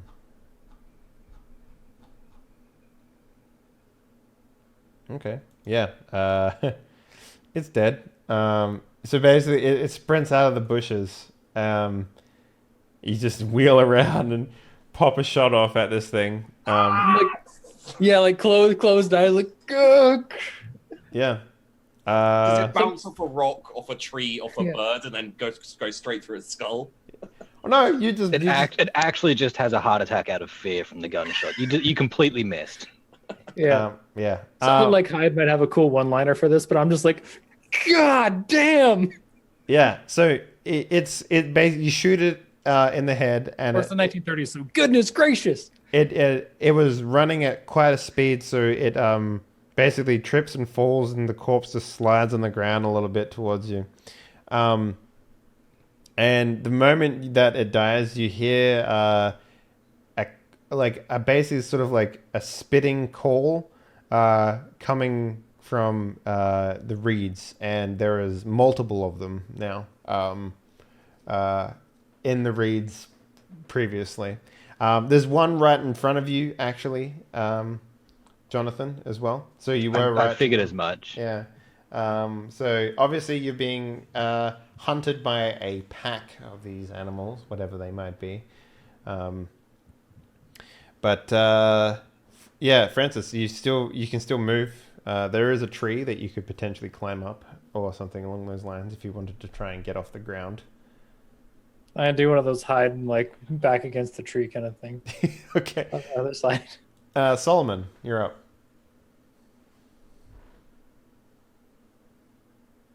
When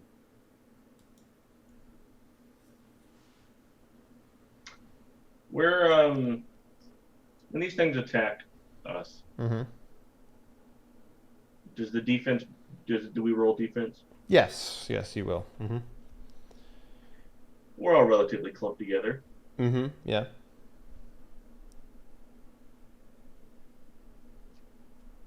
I think I have to test drive my new thing that I got. I like it. Giving everyone a +2. Yep. Hey guys, watch out! I start play calling, directing traffic. Yeah. All right. Oh yeah, shit! I got to roll for Eva. Or Jessica. So everybody has +2 defense. +2 defense. So what's your actual what do you do to, like, what is your advice that you give them? Well, that depends on the situation. I'd say I like jump on a rock and I'm starting to like, I just say, calling out the look out behind you. Yeah, look out behind you, duck to the left, stuff like that. Don't get hit. Don't die. Because these are not intelligent creatures as far as we know. I mean, who knows? Yeah. Whatever Charles is doing, don't do that. Yeah, I don't think they're gonna try to single me out. Why are you having Charles, don't do that. having a dance battle with the chicken? That's it. That's it. So let me just roll some more initiatives real quick. Pay no attention.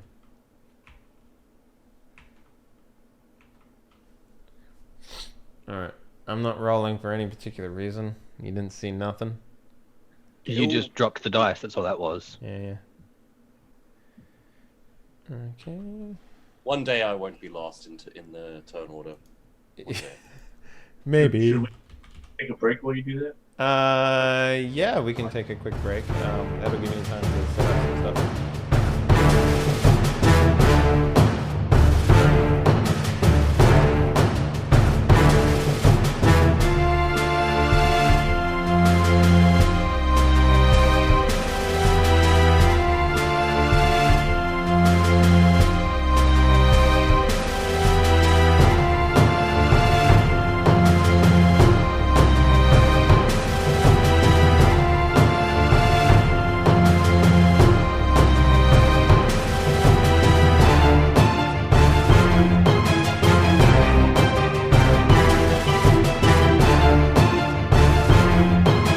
So you guys, I'm just going to come out and say, you're fighting velociraptors. They just happen to have feathers, so, you know, good stuff all round. So, Solomon, you still on your turn. Did you want to do anything? You can move, you can try and get into cover, you can hide. What would you like to do? Well, I think my thing to work, people need to be able to see me, so I don't feel like taking cover is going to be... Do you stand behind people who have more arms, maybe? I don't know. Well, I'm kind of perched on a rock. So... Yeah, you just like overlooking everything. It's like, yeah, I like it. Cool. I mean, if you want to let me have the ability behind a rock, I'll take it. Yeah, but I think the way that this works is that you need to be able to see everyone when you do it. But I can give you like partial cover. How about that? Stand behind a rock so that your body is covered, but yeah. Yeah. Cool. Partial cover. Congratulations. It's not as commandery to be like hiding behind the rock. Like, you gotta do this. All right. The V-Raptors time. 3 of them are gonna come bustling out of the shooting, out of the tall reeds, and they, Shooting. you know, like a gun, but They like have but like guns? animal. They've got rifles. One of them has a bandana, and he has 2 machine guns that he's just shooting into the air. Yeah, so 3 of them come shooting out of the grass. And let's roll a quick die here. Fine. Let's do a D6. So we'll go Francis is 1, Charles is 2, Gideon is 3, Hyde is 4, Solomon is 5, Jessica is 6, and I guess Pep is 7. Pap I is feel 7. like a partial cover should count here or something. Your partial cover? Sure. What would you like your number to be? That's not what I meant. I don't want one. You don't want one? You could have it be like 6 is either Solomon or Pat. Well, here's how it's still going to be the same, but your partial cover counts with the your cover essentially. Because to give you an idea, like if we do like a flashback, we go into the mind of one of the velociraptors. He's been tracking you guys or tailing you guys for a while now. He's just waited for his crew of home skillets, homeboys to show up and help. Really shitty fisheye lens shot of like just through grass. You know what I fucking hate? When they do like the horror movies or thriller movies, when they do that thing where they get the camera guy and he like pretends to be stalking someone, so he like peers around a corner and the guy will look back and then he'll move the camera behind the corner again, but then there's nothing there ever. I fucking hate that shit. It's like that though. But And that's exactly what we're doing right now. exactly, yeah. I mean, this is a game about tropes, man. You got to play those tropes. So Yeah. The only form of magic is tropomancy. it's right. Yeah. Okay. So we're gonna roll a d7. So 1d7, not 7 d1s, Dave. 4. So that was Hyde. Of course, the guy with the big gun. Oh, let's do this. So we'll roll this 3 times. So Hyde, that was Jessica, and Gideon. Alright, so Hyde, Jessica, and Gideon. Okay. So can I get a defense roll from all of you, please? I'll roll for Jessica. And this is at 5, by the way. +2 to everybody. Oh yeah, sorry. And you get +2. Right. So. And you can you use style points to slough off damage, or Yes. you're as part of the defense. Okay. So, let's see here. Style points. You spend 1 die, one style point for 1 extra die on a single roll. You can boost a talent. Sometimes it's the same as, whatever, for 2 style points. Damage reduction, 2 style points for 1 point of damage. And Oh, then, cool. Yeah, so plot up to. Okay, then I'll just roll and we'll figure it out from there. It's difficulty 5. You can do it after, yeah. So yes, difficulty 5 with a +2 modifier from Gideon. That Oh, plus with, 2 is I actually didn't- I pretty didn't have useful. to. Yeah. So should I roll 2 more dice? Just Just re-roll it. It's fine. Okay. I like my success. You can add to it if you want. Yeah, just roll 2 more dice. Either one. I'm happy with either one. I'm not going to penalize you guys from whatever. So You guys who use Roll20 more, how do you just roll? Like, is it just slash roll R space 2D then the dice you want? So 10. 2d10? Yeah. Mhm. So yeah, that's 2 extra successes. So you got Sick. So you got 5 successes there. All right, and is that 3? Yes, it is. Okay. Thanks, Dejarius. Does the protection extend to Jessica? Yes, it does. Yes.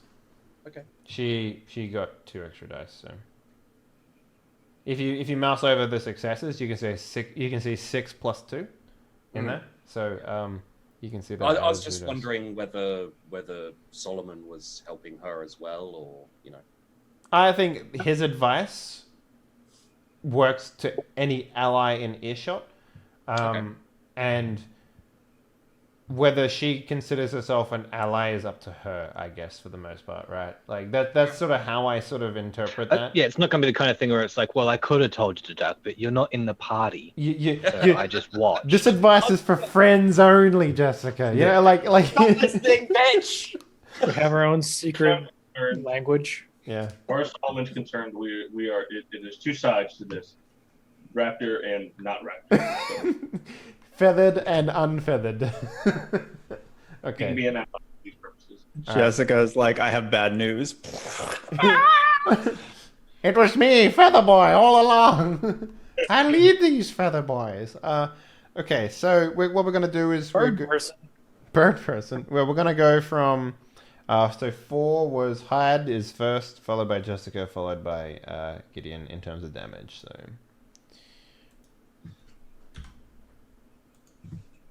all right, so 4 successes against Hyde, which is fine.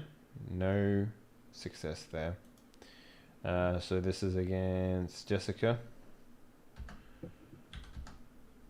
All right, 4 successes. She's fine, I believe. Yep. And the oh no, Hyde got fucking 7 defense. Yeah. Yeah. And I guess against Gideon is 5. So let's see what he gets.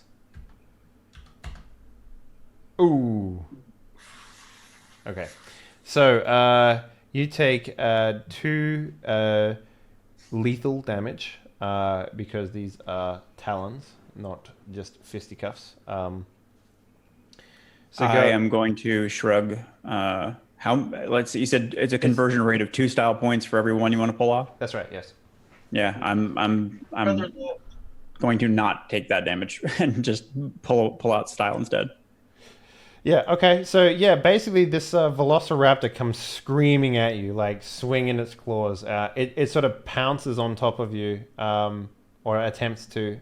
There is no pouncing in this game. Oh, there might be, actually. They're probably I probably could have done a maneuver or something, but that would have been very in line with that. Let me just see. Is there a charge?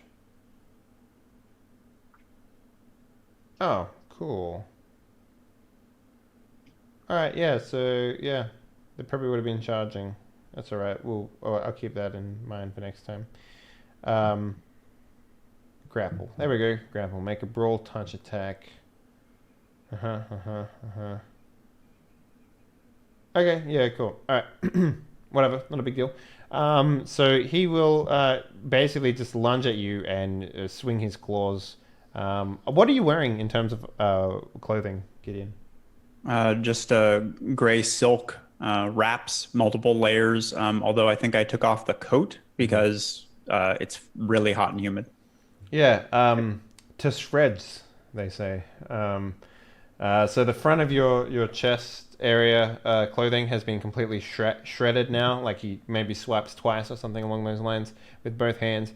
The first attack, you shrug off. You sort of dodge out of the way. It rips open your clothing in a very manly way because it's pulp. There's no other way to do it.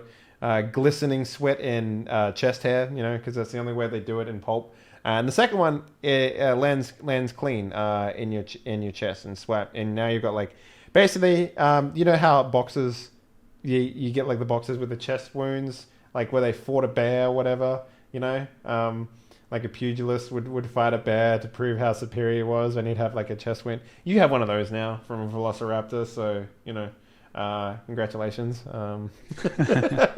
But yeah, you take one lethal damage from that then. I stand up with a gun and briefly pose for the pulp novel cover. Jessica falls at your feet, wraps her arms around your legs, yeah. It's like, God damn it, that's a grapple. And then she flips you up and rips off her mask. She's a bird person. No. Okay, cool. Great. That's all three of those animals. So Hyde, you're up, my man. Remember, there is an animal right in front of you. Well, one of them just... I'm going to say one of them just jumped at me. That was what happened, right? Mm-hmm. One of them attacked me. So I'm going to try and... let me try and picture this in my mind. So there's there's two in the middle, and there's one... The one in the grass in front of you was the one that attacked you. So you can see him. He's got partial cover, whatever that might be. So that's the one that attacked you, and then there is still 3 more elsewhere that are rustling around. So okay, well, the one that attacked me, I'm gonna say it didn't attack me because I shot it. Okay, go ahead, make a shooting McGavin for me, please. Using the blunderbuss. Mm-hmm. This guy's going to get a +2 for partial cover, but go ahead and take a shot. Will it save him? That's fine. With the blunderbuss? Probably not. From experience. I clicked roll. Oh, there it goes. I don't see it. It'll, yeah. It popped up. I got a 9. You got a 9? Okay. Yeah. It took a bit, I think. Roll20 might be lagging. Hasn't popped up for me. Oh, 8 defense. Okay. Oh yeah, there we go. Now it popped up. Cool. All right. So yeah, you shoot this blunderbuss, and it takes 1 damage. It wasn't so much about trying to kill it. I was just using the force of the shot to knock it away from me. So that's good success. Nice. Is there a knockback function of that? I'm not aware of. No, but that would be cool. But no. How does damage work? Like, doesn't like it's lethal damage. So if it gets through, does it not do like? No. You take away it. Whatever successes you get, that's how much damage you take. Because health is very low in this game. Like it goes from anywhere between 4 to 10 sort of thing. So taking damage means that it's bypassed your armor, it's bypassed your defenses, it's bypassed the cover that you're on, and anything remaining from your defense roll, from the attack roll, is damage, just straight damage. Yeah. And if you're punching someone, it's non-lethal unless you have spikes on your fist or something. And if you're shooting someone, it's lethal. Or if you're using a dagger or something, it's lethal. So it's just L and P. So makes sense. Got it. So let's see. That's the first damage done. I'm gonna count. We should probably just actually, for my sake, I'm going to rename all these animals so that I can't rename them. Shit, that's annoying. All right, well, bugger me. Wait, can I? No, I can't. Damn it, I can't change their names now. That's annoying. All right, so yeah, you do 1 damage to this guy. We'll just call him V1 for the time being. Yeah, his attack threw me off. I'll get him next time. Yeah, I imagine it's also a case of like the reeds in front of you. It's like, imagine like he was there and you shot him, and then there's like sort of like blood like on the reeds, but the animal's not there anymore. If that makes any sense. I shot him, and there's like a big clear hole in the reeds, and the raptor's just missing, but there's a little bit of blood. Yep, pretty much, yeah. So Jessica's going to take a turn. She's going to take a shot at the one that attacked her. Pretty easy, right? I was honestly expecting you to say she's going to take a shot at one of the party members. She shoots Gideon. Now's my chance. No. Yeah, chunky 4, not bad. Yeah. She doesn't have any speciality though, so and okay, yeah, she misses. So the other 3 are going to go for, again, we'll roll some D7s. Yep. I'll just go 3d7. Alright, so 4. So hide with the blunderbuss. You've drawn the attention of the other velociraptors. And I guess Solomon, one of them, probably the smarter of the bunch, realizes that, you know, you're sort of the alpha male of the group, and he's going to try and attack you. That's the nice way of saying they've targeted you as the weak one. You know, they pick off the ones that are... Yeah, okay, so so the first 2 will be... Can I get 2 defense rolls? So there is a rule in this game now about multiple attacks on the same person. That's something that I didn't do previously. So if you're attacked multiple times, you actually do lose 1 defense per simultaneously attack in another round. So since this is just second and third... So is it... I believe the first one is at normal, and then the next one is -1. The next one after that is -2, and then -3. And it goes down by 1 for each. Yep. Yes, it does. It's not a huge debuff, but it's basically just to... like, imagine you're being surrounded by Nazis and you're getting shot from all sides. It basically means that you're losing your cool, essentially, is how that means. Yeah. So, how they model flanking. Yeah. All right. Okay. So, let's get 2 attacks in.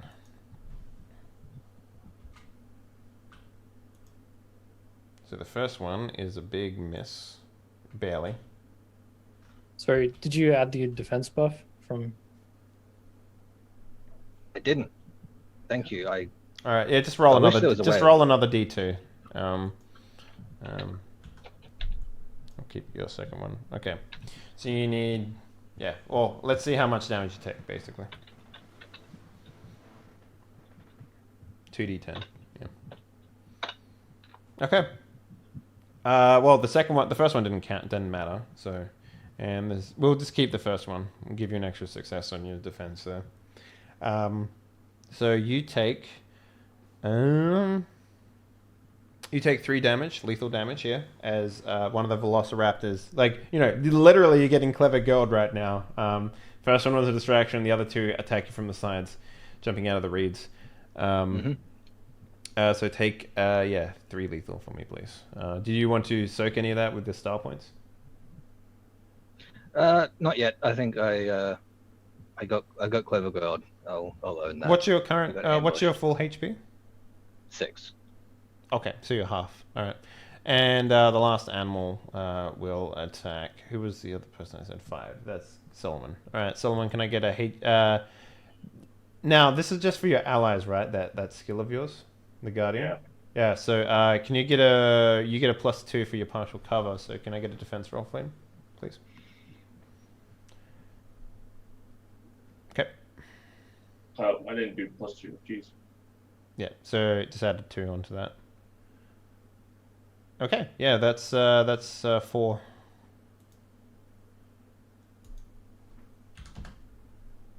right, yeah, lucky. So basically, like you're hiding behind the rock, and I guess you sort of just like run around the rock as the Velociraptor comes to like try and like grab you or something like that.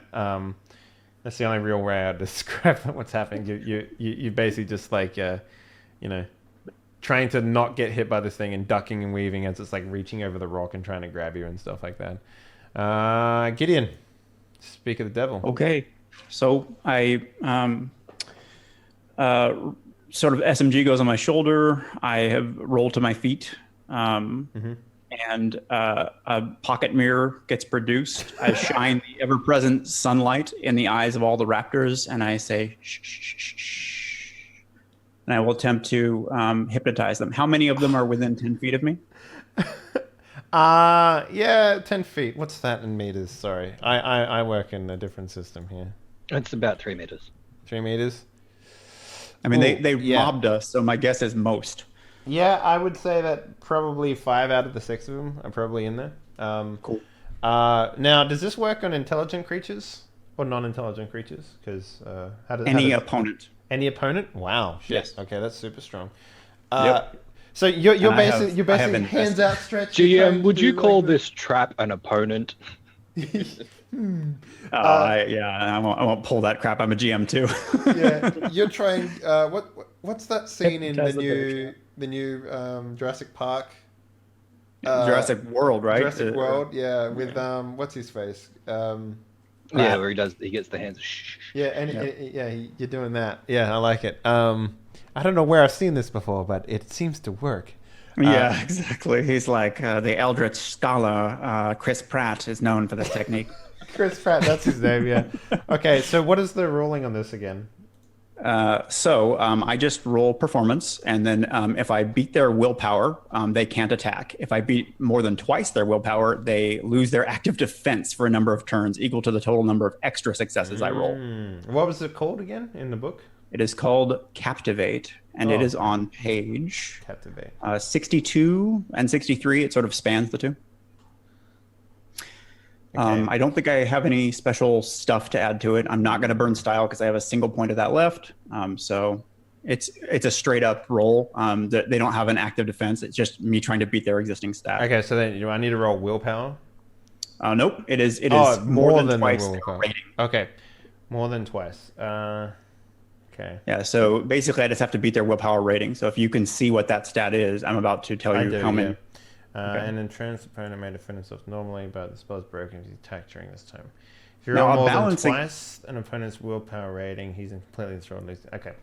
So if you roll, the Velociraptor's willpower is 3. Okay. Last time you had me roll versus the standard 5 difficulty because it's a static. Yeah, Okay. it's a static. There we go. Okay. Boom. So let's see. If you roll more than the opponent's willpower, he's beguiled. Your character and unable to attack for a number of turns equal to the number of successes. So you get for one turn, these Velociraptors are enthralled by your performance, basically. I feel like a raptor is something this would work really well on. Like the shiny thing, they're all just like, oh, what's that? What's he doing? Yeah. What's he got there? So Yeah, like looks to them like a tiny sun, has fallen. And so you hear him say, shh, shh, shh, shh, dragons of the prime that tear each other in their slime, 'twere mellow music matched with him. And like they all just stop. And so basically what you guys all know is normally if it spans multiple rounds, if you hit one, it breaks the spell. But in this case, they're just not a single one will attack for one round. Yep. Open fire because they all get their turn back next round. There is one of them that can attack, and I want to say it's the one that was in the reeds, the one that Doc shot. So other than that, it's distracted. Yeah. Other than that, all the other ones are going to lose their turn. So that would be basically after Solomon takes his turn, it's going to be that one that attacks, and then everything else would be, beguiled, I guess. That's is your archetype occult? Yes. Okay, I'll take a style point for that. That was great. Thank you, sir. Yeah. Okay, so Gideon is, hands up, Chris Pratting the shit out of these velociraptors. Attenberry. Abernathy, sorry. I don't know why I call you Attenberry all the time. Abernathy. Here we see the majestic raptors. Eating the party. Go ahead. Okay, so Charles is pissed because no one came to play with him. So he's going to... Yeah, you got your sword out, you're like, haha, velociraptors! Come at me, beasts! Come at And then- me! Nothing. Yeah. By the way, Jessica's pretty impressed with your Chris Pratt. So like, I don't know if that means anything to you, but she takes a moment to thumbs up. You're like, your thing. So, what is Charles doing now? Charles is going to draw his sword from his cane. Nice, I like it. And he's going to march purposefully over to Mr. Hyde, and he's going to take on at least one of the raptors there. Okay, great. So you're back to back with Hyde. I like it. Yeah. Go ahead and make an attack roll. So does enthralled mean like... Oh no, they can defend themselves. I did not get more than twice their their defense is unaffected, sadly, because I would have had to roll a few more successes. You had to roll a 6 or higher to get completely undefensive. Yeah, but as you noted, missing a turn is pretty strong. So that's like that's 5 if you, attacks dunk your on it. party doesn't have to take now. So Yeah. Go ahead and roll an attack for me, please, Charles. 7. That's pretty chunky.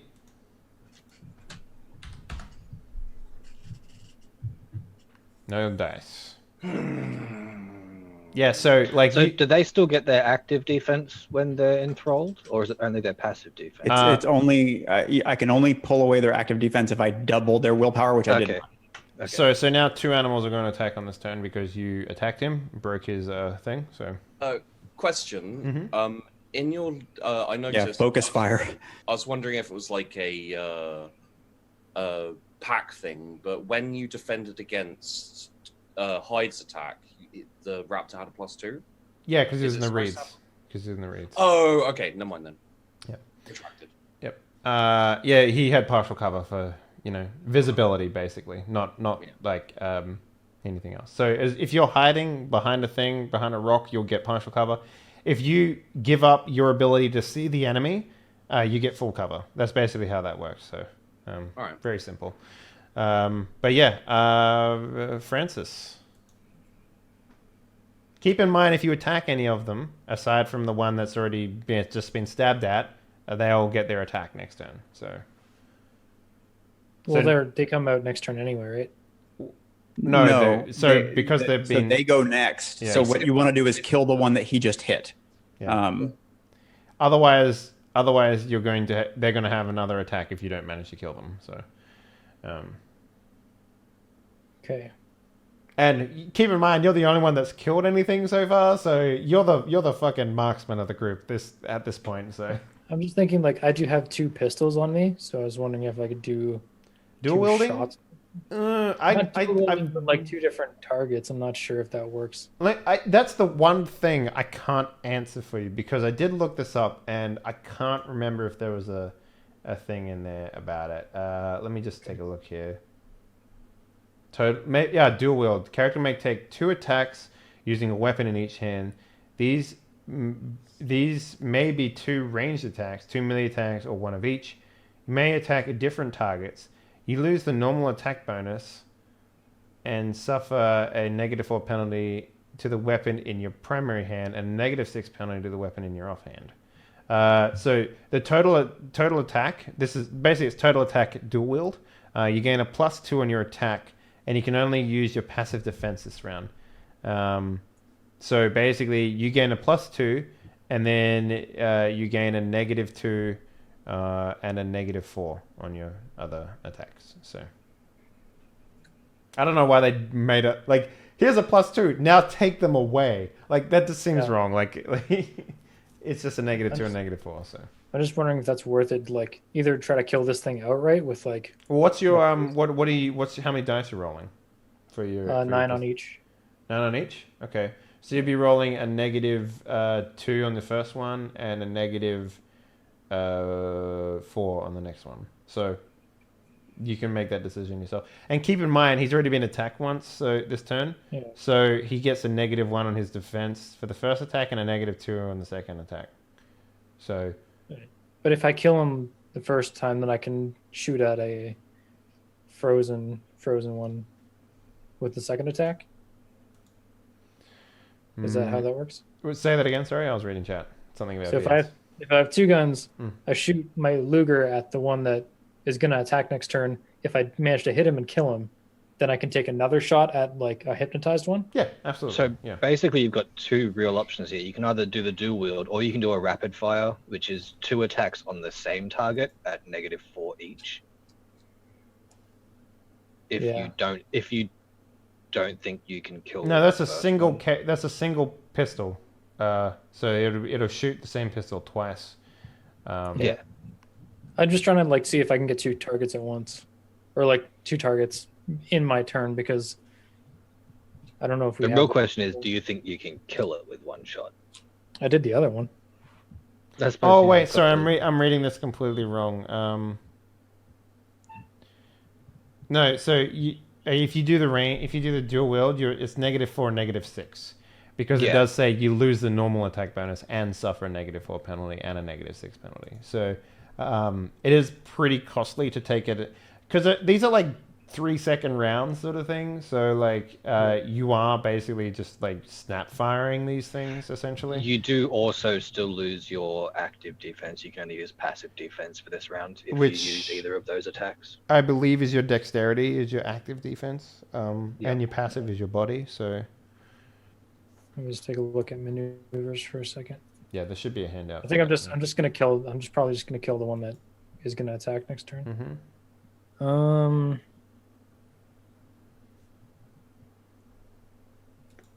So that's these sorts of attacks work really well for someone like Hyde, who has like all these expertise and weapons and shit like that, because he can like be like, okay, I'm just gonna shoot twice with my rifle at this thing and do some damage. Well, that would be good for me, except I actually can't because it's a single shot. Of firing, yeah. Yep. I have extra SMGs, FYI, if you ever want to give up your Archaica. I don't use this modern garbage, all these moving parts that jam up and. Well, from what I understand, the SMGs, the German ones, were actually like pretty fucking robust in terms of guns. Like there was very little moving parts actually. I think it was just springs. Like yeah, I think my flintlock has literally a moving part. Yeah. Yeah, I mean, don't get me wrong. As a player, I freaking love that Hyde uses muskets and shit. Do I have to like waste a turn aiming? Yes, aiming is. No, if you wanted to do an aim shot, then yes. Yeah, aiming you spend. It spends a turn aiming, so you can spend 2 turns aiming for a +4. If you wanted to, since nothing is. Here's the thing: nothing is attacking next turn.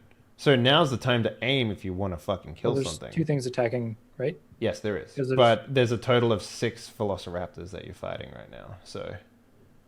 But there could be 5. Yes, there could be 5. Yes, killing something would be good this round, especially one of the ones that's going to attack. Yeah.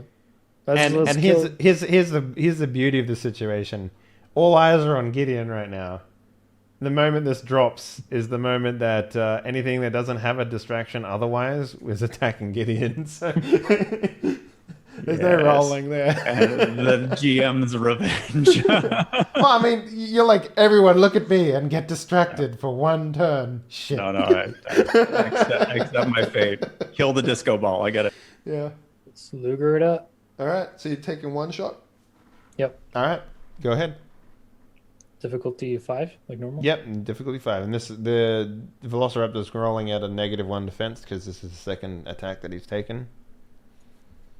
7. Oh, that's 7. Okay, you're specialized. I'm a special boy. Special boy. That's what my mom says. Okay, so 2 damage on the Velociraptor. And this is the one that Charles attacked. Yeah. So, all right. Good stuff. Is that a drop or like? What do you mean? Did it die? No, Yeah. no. How did the other one die then? Because Did it you just, did shot it so in the much face. damage and it rolled poorly on its defense. And you fucking nailed it so hard. Yeah. Okay. Well, I tried. Try it. All right. It's in character though, because like I dropped the other one in one shot. I'm like, yeah, this will be easy. I just like shoot it in the chest, and it's like super angry now. Wait, hang on. Guns are actually hard. No one told me about that. I thought this was like an on or off situation, just like kill or not killed. Yeah. Isn't this a magic death wand? Why aren't they dying? Look, these aren't Nazis, okay? These are trained predators that hunt in packs. Trained predators. They About spend the their size of entire a duck. lives attacking things. Solomon, speaking about attacking things, are you going to do any of that? You're muted, by the way.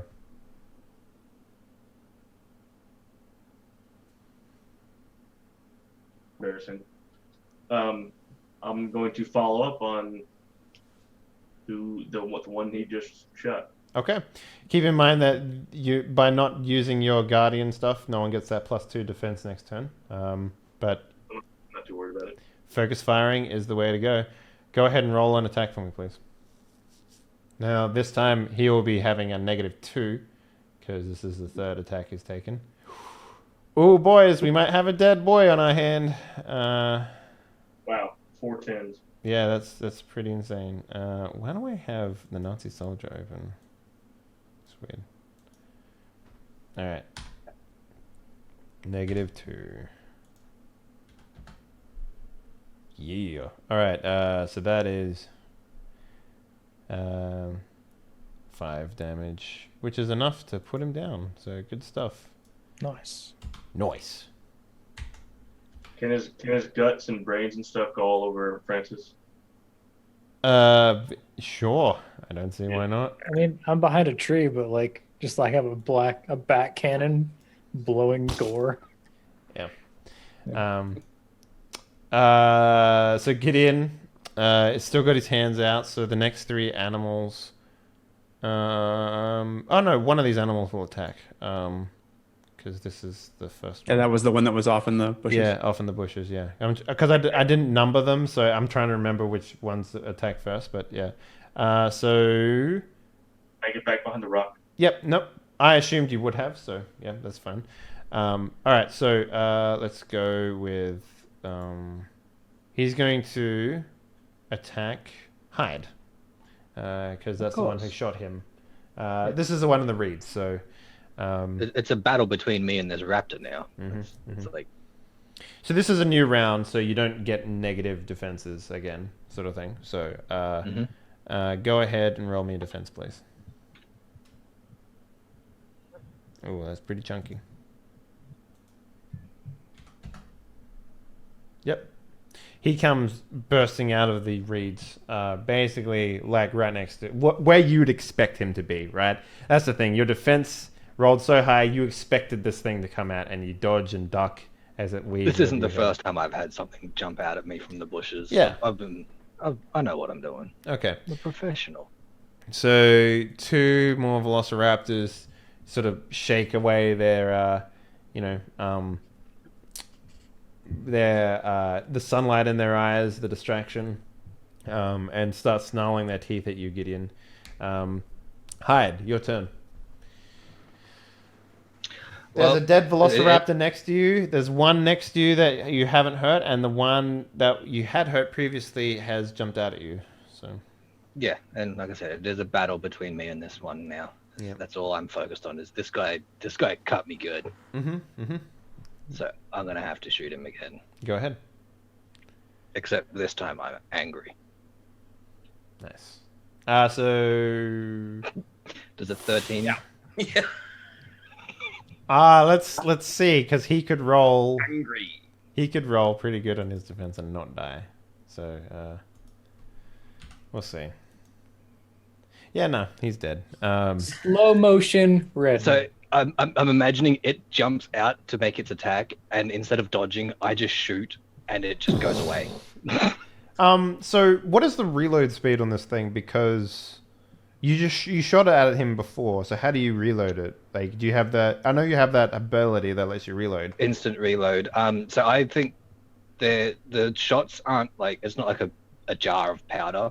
I've got them pre-packaged in wax paper. Yeah. Okay. And And I you kinda just slam it in there. Yeah. Jam it in. Yeah. Okay. So it's the same as a rifle where it's half fire speed. Yeah. That's Okay. the same as the Cool. flintlock. No worries then. That's okay. where like the shitty fish cam shot. All the budget for this episode went into the slow motion and effects for that. Yeah, we basically had we did 3 takes with Doc Gast as he pretended to shoot a velociraptor in front of a green screen. The problem was we only had one camera, but we wanted it from multiple angles. Yeah. They bought a couple turkeys and like a couple $100 worth of fireworks and just green screened that in. In one of the shots, you can actually see the stagehand throwing the turkey at me before I shoot it. Yeah, so you basically dark as the carcass goes sliding over, flying over your head, and basically it slides like casually up to the rock that Solomon's hiding behind. Dead. Good job. So let me remove an animal. That was this one. Here we go. All right, hide. No, Jessica's turn. Jessica's going to again. Since all the velociraptors have been. She's going to take a shot at one of the ones that has already broken free of its mine bullets.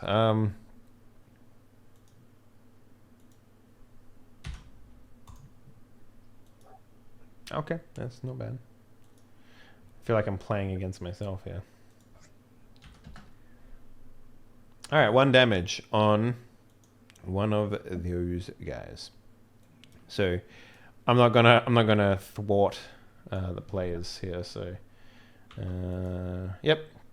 Now these 2 animals break out of their brain stuff, and Gideon, you now are facing 3 snarling velociraptors. As one I'm doing the same thing again. Control it up, controller. I would be an idiot not to use their proximity for the same purpose. Yeah. So here we go. You need to beat a 3. Yeah. All right. Yeah. Is this a speciality? Yeah, it is. Yeah. I imagine it would be. Oh wait, is it? Or is it just performance? I don't know. I just rolled 8 dice. I don't. It would have to be for him to have impersonator and hypnotist as. Okay. That just meant the flavor Skills. performance. Yeah, that's I'd a be- Spencer flavor. I don't think you've actually spent like specialized, right? Have you? But I didn't roll specialized either. I literally just rolled the number of dice that my stats give me. I'm not sure why it's saying specialty. No, it always says specialty. Like it always will say roll a default and a normal. Oh, like I could have 8 if I had been specialized as well. Is that Yeah. what that means? No. The speciality, it just means that the dice explode. Oh, cool. Yeah. Yeah, no, I'm not specialized yet. Okay, so you got 5 successes then. Yeah. Cool. Which means they stop again, but they don't get. I didn't double it, so they don't lose their defense. So basically, they start looking around at other targets, and you like snap your fingers, and like the attention comes back to you, sort of thing, and they just go back to like keeping their distance and like I guess circling you, for, like sort of thing. You know, like you just sort of like you're not mind controlling them by any chance. They're animals. They're stupid to a degree. So you are just effectively like holding their attention. And they're not I think it's just an optical illusion. Like I think what they're seeing is just this sort of like rotating light, and they're like, "Is there a backside to this thing? Can we bite it?" Yeah, like it's probably more confusing than anything because also they have been following you guys for a couple of days, but having said that, like you've successfully confused them twice now, so obviously they're not that intelligent. So yeah, all 4 of them have their turns taken away from them as And Charles. you guys can all see me let the sort of mirror shades slip a little bit, and my eyes flick over to the one that Jessica wounded. It's like pick everybody's laser on the same one again. Hopefully. Yep. Go ahead, Charles. Which one's the nearest? That would be the one that Jessica did not shoot. Stop it. Oh, of course. Style point. Thank you. Yeah, go ahead, roll an attack for me, please. Okay.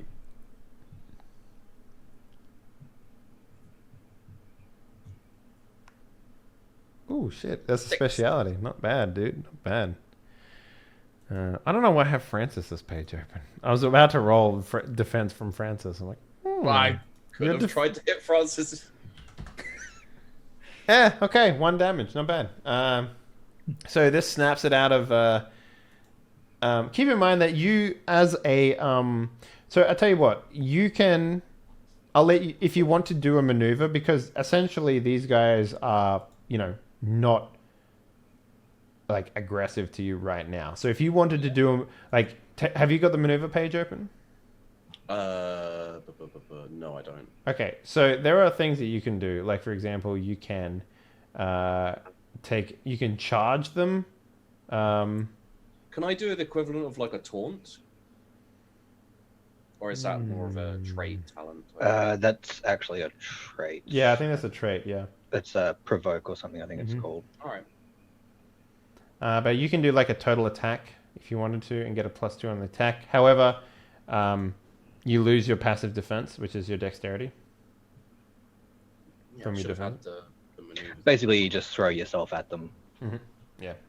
It's been a little while. Yeah, no, I understand. Yeah. Is there somewhere I can look at these? Yeah, there's a PDF I sent you guys called just maneuvers. Yeah. Okay, I'll have a look. Yeah, no worries. All right, so we'll just go with that then. So you do 1 damage. Aha! All right. Easy. Francis, you have 2 targets now. Or 1 target, I guess, theoretically. If you're playing because smart. but the one that Jessica damaged still doesn't get its turn unless somebody hits it. So now you might as well get the one that he just woke up. Yeah. I mean, did we expect anything else? Yep. So just gonna fire at that one. Go ahead. Make a shot for me, please. And if that's too much metagaming, by the way, I'll stop. It would be obvious. I think, it's because fine. You can tell which ones are. You can tell which ones are awake. Yeah, it's definitely easy to do. Wait, so sorry, this is its second attack, so it gets a -1. Gotta remember to do that. Okay, yeah, shit, dude. So that is 6 damage No, minus 2, five. so it's 4. 5 because I specialed. Oh, you special? Make sure you put a little asterisk at the start of that then. Well, all my pistol shots are firearms pistol, right? Yeah. Okay, fair. So just like As long as you just remind me. So, Yeah. so you do 3 damage to it. Yeah. So that puts him down, not dead, just down more health. Solomon. Did that one die? No. Well, it's about to. Take a shot. So this would be -2 on its defense then. This is specialty? Oh yeah, it's dead. Like there's no way it can roll that much defense. another wave of guts on Francis. Yeah, it's dead. Good job, guys. 3 to go. So that was one of these ones. Okay. All right. Velociraptor is enthralled. Hide. There is Okay, no so- velociraptors around you.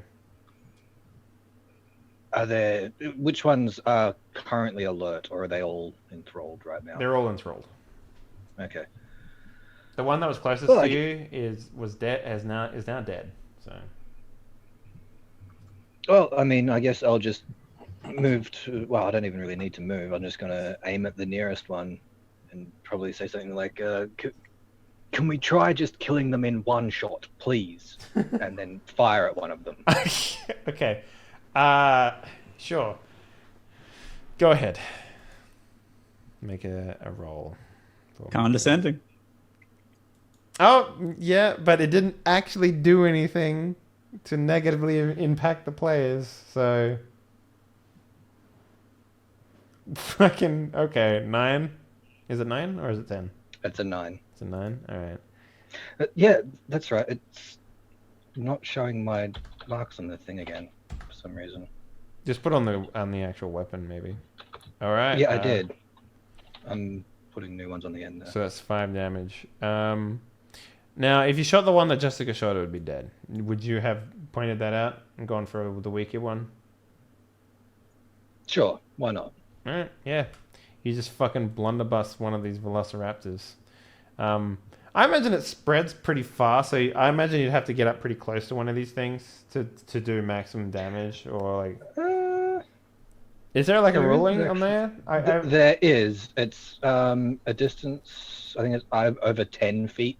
It gains a 3-foot spread.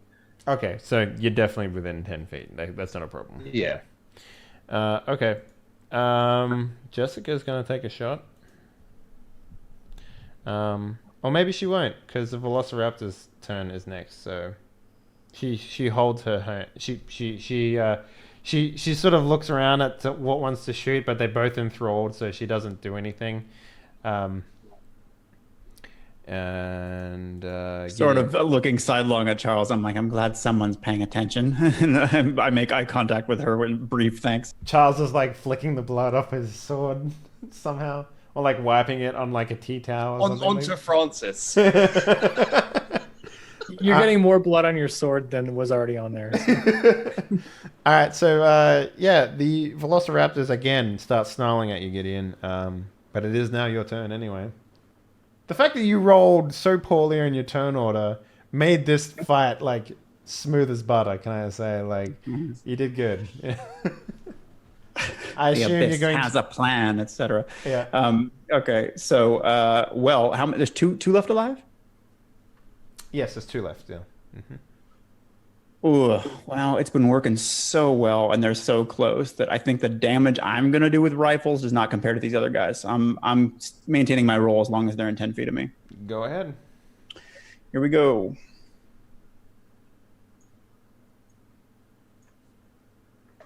It's actually kind of interesting roll too, because if I had to roll my willpower, it would make it significantly better. You know what I mean? Like, but because you just have to beat successes is kind of interesting. So. I think they're expecting very few players to invest this heavily in charisma and then perform. You know, basically like I'm actually playing the bard by the. Yeah, so you're pretty much a high level bard. Yeah, I mean, really, you see how much guns and how many talents and stuff are related to combat in this game, and you see how easily someone like Hyde can do a lot of damage. You don't see. There's not a lot of like. I mean, there's the pulpy side of the bardry stuff, which is like, you know, being super attractive that people just listen to you and shit like that. There's not a lot of like social engineering in this game per se, outside of just narrative based stuff. So I can see why this is a kind of an interesting little. Yeah, I mean, wait until I roll guns compared to what one of these guys does. It doesn't even come close. So this is what I do with a lot of willpower. Mm-hmm. Plus, I have to be close. Now, and Henley is he's also showing me that if as soon as they break, they're like, "Fuck you for that." Well, I mean, that's the way you described it was, "Look at me, get the attention on me," sort of thing. So I'm only doing what, like, as a result of your description. If you said like you distracted them, if you distracted them with a more ingenious way where it sort of points it at, say, Charles. Then, well, you know, I'm learning. Yeah. I'm even now. maybe you get their attention on the mirror and then throw it at him. Yeah, and then they get it. You know, you do the flare thing, right? Yeah. And then you throw the flare, and then they chase the flare, sort of thing. Like, you know, from now on, I'm gonna disguise myself as Charles, hypnotize everything, then hide behind a rock. Nice, I like it. Speaking about Charles, it's your turn, buddy. Where's the nearest one? In front of you a little bit. You have to walk. Charge! You want to do an actual charge? Yeah. Okay. +2 bonus to attack. You only get passive defense. You can also do a shove. Right. Make a touch attack against your opponent. If you score more successes than your opponent's strength, opponent is pushed back 5 feet for each extra success. So you could just shoulder charge a fucking Velociraptor out of the clearing if you wanted to. It wouldn't do damage though, would it? If it hits something, it does do damage. but there's nothing unless I don't think that there's really much for it to hit. They've been rolling really high with their defense against me, so. Well, no, shove is just you have to roll higher than their strength. Yeah. So. So I'm gonna charge and impale it with my sword. All right, so +2 More bonus on that. Go ahead. 10. Yeah. Okay. Fucking roll 8 defense on that, dick. You probably will. Yeah. Yeah, 5 damage. You don't kill it, but you fucking you shish kebab it pretty fucking hard.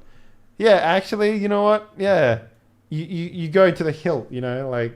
Yeah, I'm just Yeah. Okay. Francis. 1 is awake and screaming out in pain. Oh, I'm shooting it. Actually, I'm not going to call a targeted shot. I'm just going to shoot at it. Go ahead.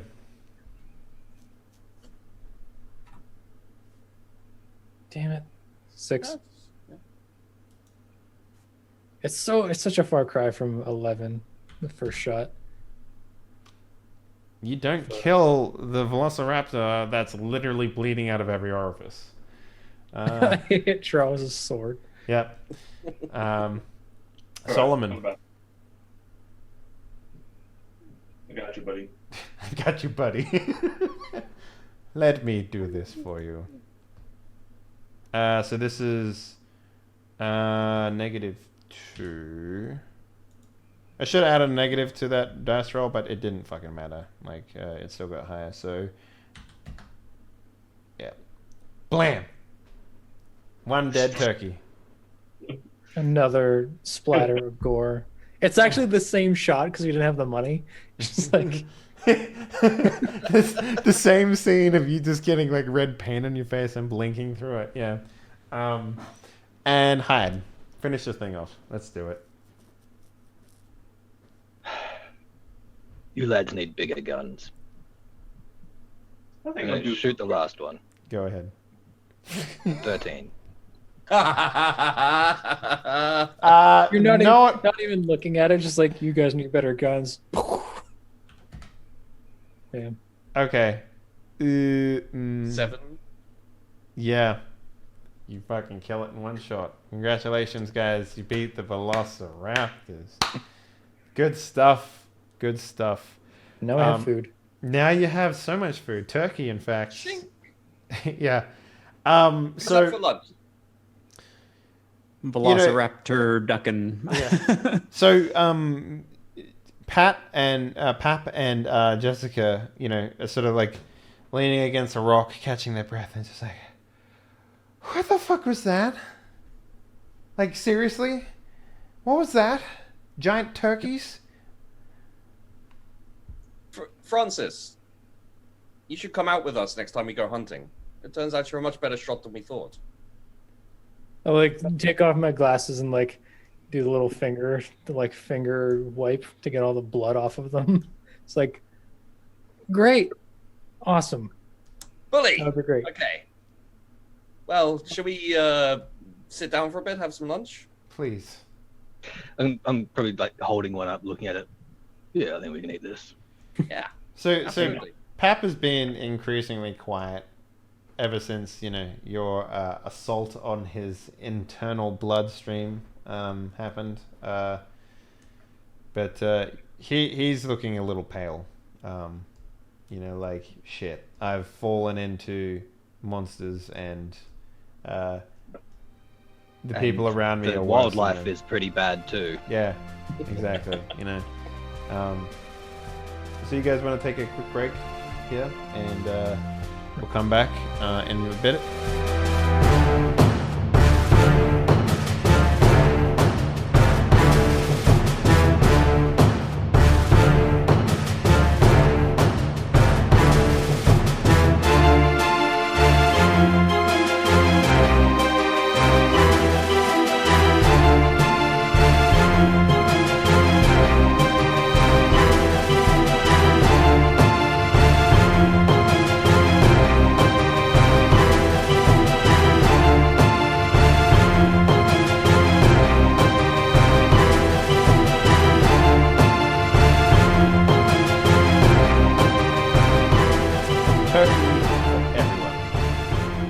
guys have successfully squandered my plans on a TPK.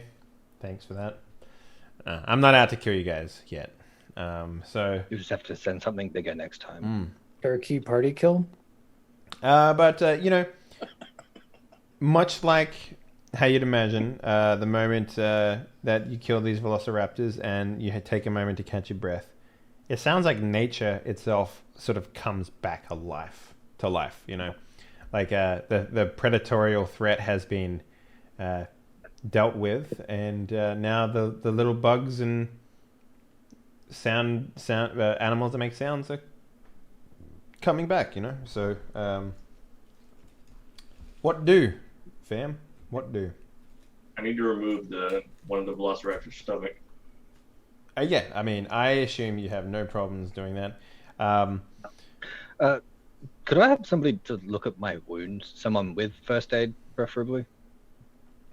I mean, that's a Solomon roll, right? I guess. I Yeah, mean, it I makes am sense that I you am have to- technically half dead right now, so Yeah, I love the idea that you have to interrupt him cutting into dinosaurs. Like he's pursuing his own interests, and you're like, All right, have a seat. Let me finish. Maybe you should wash your hands first. You gotta wash his hands. he just wipes them on the grass. Like, that'll do. Yeah, Rub some dirt on it. Yeah. So should be fine. you have a trait. Remind me. You have a talent that lets you. Every success I get heals a lethal wound. Yeah. So that's like, what was that called? That was called like surgeon or something. Either lifesaver. Lifesaver. Lay on hands, whatever. A lifesaver, medicine for improved healing. Yep, that's the one. Okay, so how many different? How many damage do you have? 3. Okay, so it's a -3 on your roll there, Graham.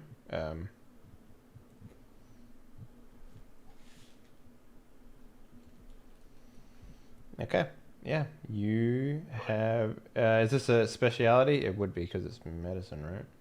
No. No. Wait, no. It's sciences out of that. Okay, yeah. So you get 8 health back, but you only need 3. So, I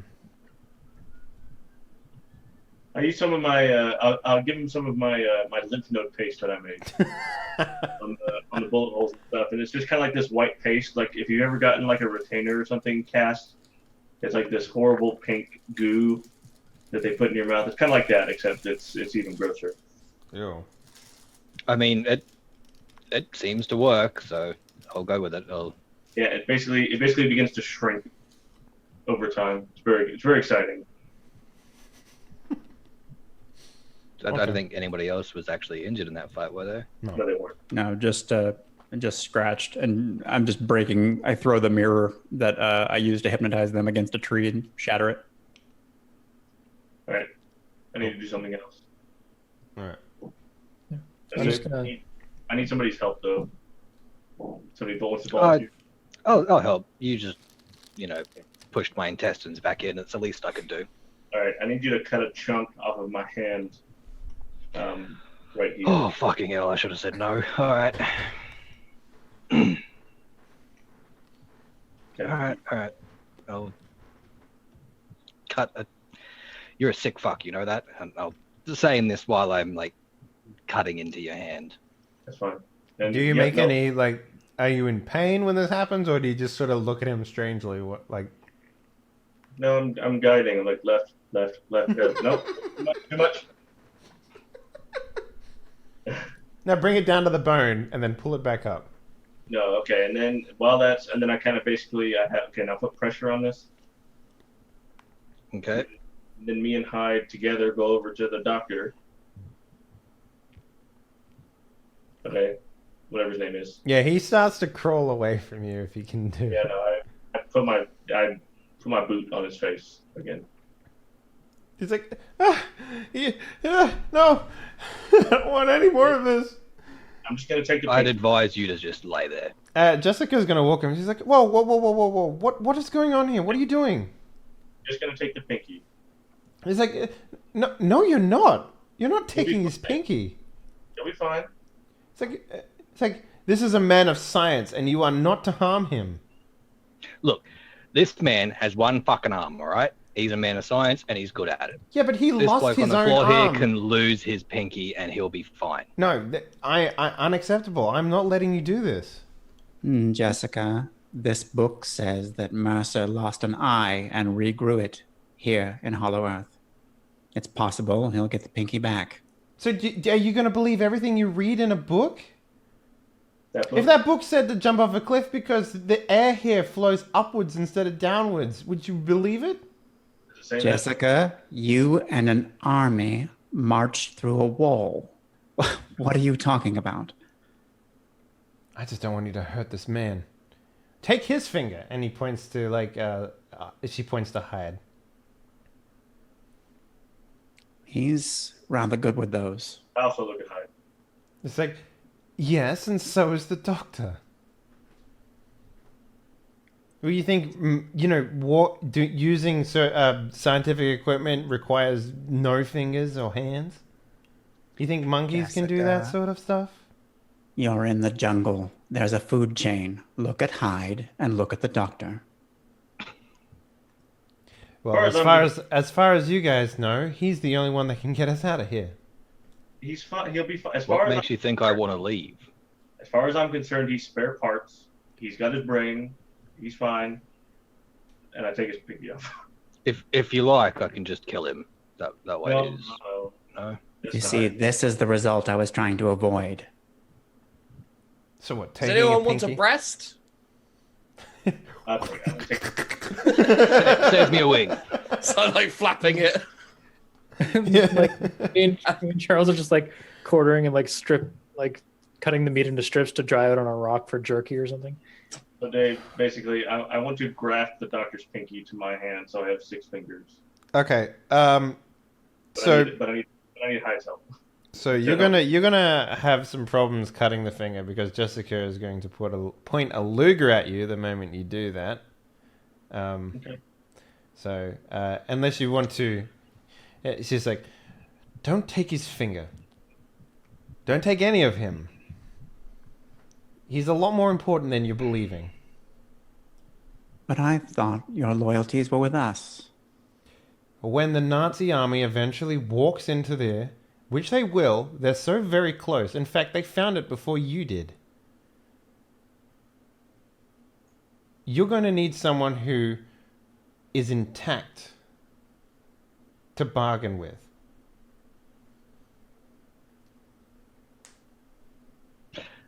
How close is she? Well, close enough for a Luger to be threatening to someone, I guess. No, is she close? Is she within reach? Is what I'm asking. You mean like you want to grab the gun out of her hand? I want to disarm. Okay, yeah, no, that's entirely a possibility. Yeah. So it's you're making the maneuver. Yeah, an opposed melee or brawl at a -2. Mm-hmm, mm-hmm. I actually have her started out now, so we can go ahead and do this properly. Okay. So you get the -2, right? Yeah. So you make an opposed melee or brawl roll with a -2. An opponent receives a +2 bonus if holding the weapon in both hands, which she would be. Oh, It's a Luger. You don't hold a pistol with 2 hands. yeah. I'm just trying to. Yeah, she wouldn't be. Plus, she's a fucking femme fatale, so there's no way she'd be like holding it like a. She's probably like got an elongated cigarette in the other hand. Stop right there. Don't take his finger, or I'll take your life. No. Okay. Yeah. So she would just be rolling normal. If you roll more successes than your opponent, you knock the weapon 5 feet for each success. Or if you're attempting to steal the weapon with a brawl attack, you now have the weapon. So you're using brawl? I believe that's what I have, isn't it? Yes. So brawl's the one where you take, and melee's the one where you knock it out. So. Okay. So what am I rolling? Brawl or melee? And can I use style points to boost this at all? Yeah, it's one extra dice is 1 star point. So you can spend as many as you want. There's no limit. Well, the limit is how many star points you have, I guess. So. I guess I will spend 2 and just do a flat brawl roll then. Okay. Yeah. No, that's fair. Difficulty 5. Yeah. It's versus, so. So 4? Okay. Yep. Oh, okay. So there's a bit of a struggle, you know. It's not like a clean or anything like that. You grab the gun and you point it up in there, and maybe a shot goes off, and then you wrestle it from her hands. And You're not getting this back. it's like, you want to take a man's finger, and you're gonna disarm me because of it. Would you prefer me to just take his life? Look, I don't want to be cutting on the guy. I would prefer to just kill him. I wanted to kill him back up there. I was told not to. Now, look, he patched me up, so I'm going to help him take the finger. All right? And if you try to interfere again, I'll shoot you in the leg. There's nothing in this book about regrowing a bullet between the eyes. Do you want 5 friends or 1? Minus a finger. So she'll you know, look frustrated around at everyone. I assume, you know, are you two still cutting the turkey, or have you stopped to look at this confrontation? I'm still cutting the turkey. Same. It's like, what the hell is that? What is this? Like waving in his face, getting blood in it. I mean, a bullet just got fired from a gun. I don't know if that grabbed your attention at all. So. No. I looked up briefly. Okay, yeah. Just making sure. I want to get an You idea looked of up the and situation. saw Hyde holding the gun. It was like, I yeah, it's trust. fine. I trust that whatever Hyde's doing, it's perfectly under control. Okay, well, yeah, you know, the gun is wrestled. She storms off to a degree that you can storm off without being attacked by a predator. And I guess you take She just takes 2 very angry steps back. yeah. Take the, She turns her back to you guys when you take the finger, right? So the camera view is from her face as it looks disgusted as we hear the you know, the scream of pain from Dr. Pap as you remove his pinky finger. Yeah. It's fine. I'll apply some grafting paste. He will be fine. Minus a digit. Well, he wasn't using it very much anyway. I mean, now he can only count to 9, Graham. Yeah. He has Well, I can get toes. 6. So I'm +1. Okay, so I'm gonna with Hyde's help, I'm going to graft the finger to my hand. Okay. So Yeah. So you like, are you surgically stitching it, or are you just sort of like how are you attaching it? no, I'm using I'm stitching it with Hyde's help. I'm stitching it in place, Mm. and then I am basically applying the grafting medium Mm-hmm. all the way around it, and basically it's going to theoretically harden while the stitches heal. Okay. Yeah. Now, do you have any, like, is there like a thing in here? Because I know you took a lot of healing stuff. Is there like a note somewhere that you're aware of how long the healing actually takes place? Like, I can understand like stitching someone up from bullet wounds and stuff like that, but they still have the residue of the wound, right? So it's not like it If disappears. it's treated immediately, it's like instant healed. Otherwise, it heals naturally over like weeks, apparently. Like, healing's pretty crazy. It's either fix it now or you're stuck with it for a long time. Well, that's different in Hollow Earth, right? Well, yeah, it does specifically say unless there's something else in play that's healing you up. Okay, hold up. There's a page here. I can't remember where it was. Uh-huh.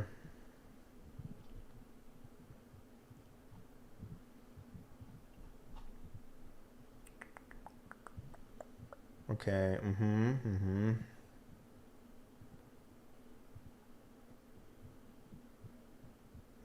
This is when we need your theme to play, drummer. Like Okay. anytime that we look up a rule. 4 times the normal rate is what it is in here. So if it takes a week to heal from, like 2 weeks to heal from the stitches in real time, let's say, you know, pulp rules, then it would take like like 4 days to, I guess, have the skin like affirm itself to its new housing. So, okay, yeah. You guys, I guess, do what you need to do. Pap is looking worse for wear. He's had her finger removed, but you've stopped the bleeding. You're like that fucking.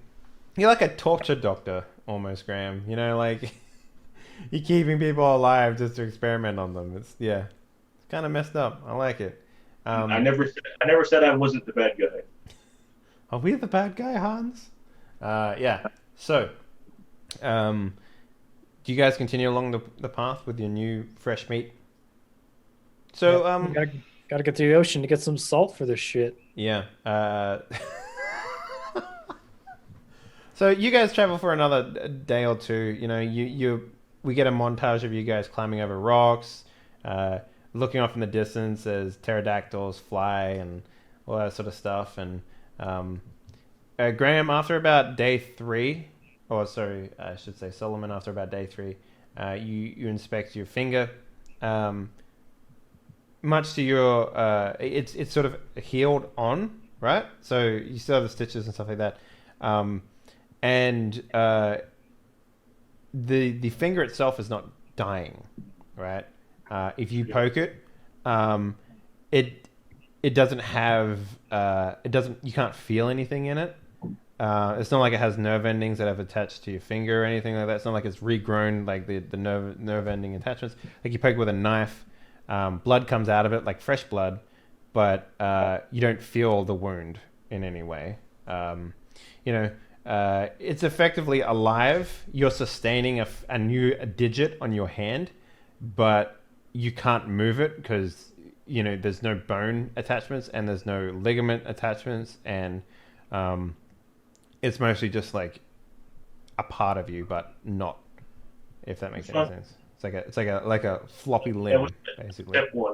Step one, yeah. So I mean, I would call that a success. yeah, it is a success, but it's not like oh, I have a new finger and I can bend it and stuff. No, Yeah, there's nothing like that. So,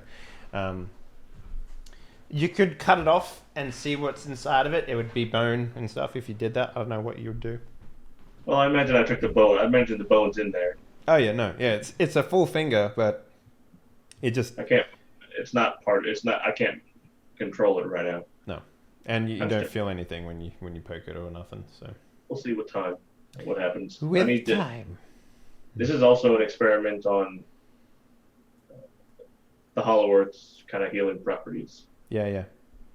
'Cause I don't intend to injure myself, but this will be interesting to see if basically my idea was that would new muscle or would new materia form during the healing process? Like ligaments and stuff. Yeah. Would things grow that shouldn't grow? Well, I mean, you have blood circulating in there, so Which there's is that. very amazing. Yeah. But we'll see if bones and stuff grow later. But yeah, so you guys continue along, and it's maybe about the 3rd day since your Velociraptor attack. You guys have been following the river, keeping track of where you've been, making sure that you mark down any landmarks or surroundings or anything like that. You haven't run into any real trouble. I mean, maybe we get like a clip of you guys like fishing and pulling out like a really aggressive animal or something like that, and having to throw rocks at it or something like that to like kill it so you can eat it. It's like a scene of us with like sticks and string, and we pull it up, and there's a giant lobster on the end of it. That's It's like and you have to like kill it or something. But we're not going to go into combat for that because it's dumb. But Like a freaking coconut crab or something. yeah, just like this big thing. Yeah. But yeah, you start to notice that the water is getting warmer as you go closer to the ocean, and it's definitely within purview now. You sort of crest a hill, and you look over this site. It's as described previously.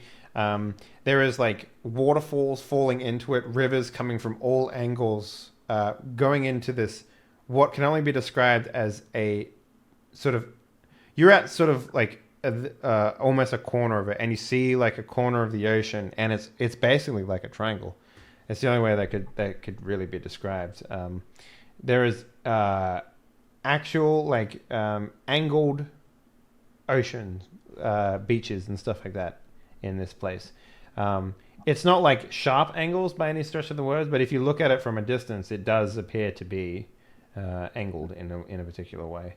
And when I say, let me correct that, it's not beaches. There's no sand leading up to it. It's basically just like sheer rock face from where you can see, like cliff face, leading into this ocean. And it's a bit of a drop too. So the river that you're on eventually turns into a waterfall and goes straight down into this ocean underneath. And you actually do see something very large breaching out of the water, like incredibly large, like probably the size of a blimp, breaching out of the ocean and then going back into it. This is the Bermuda Triangle essentially. You have no outside influence about it because it's before a time when they started recording facts about it. But this is the opposite end of the Bermuda Triangle, essentially. So if you were to swim through the ocean, like in a submarine or something like that, you would be able to theoretically breach on the other side of the ocean and be on the surface again. Was that a submarine?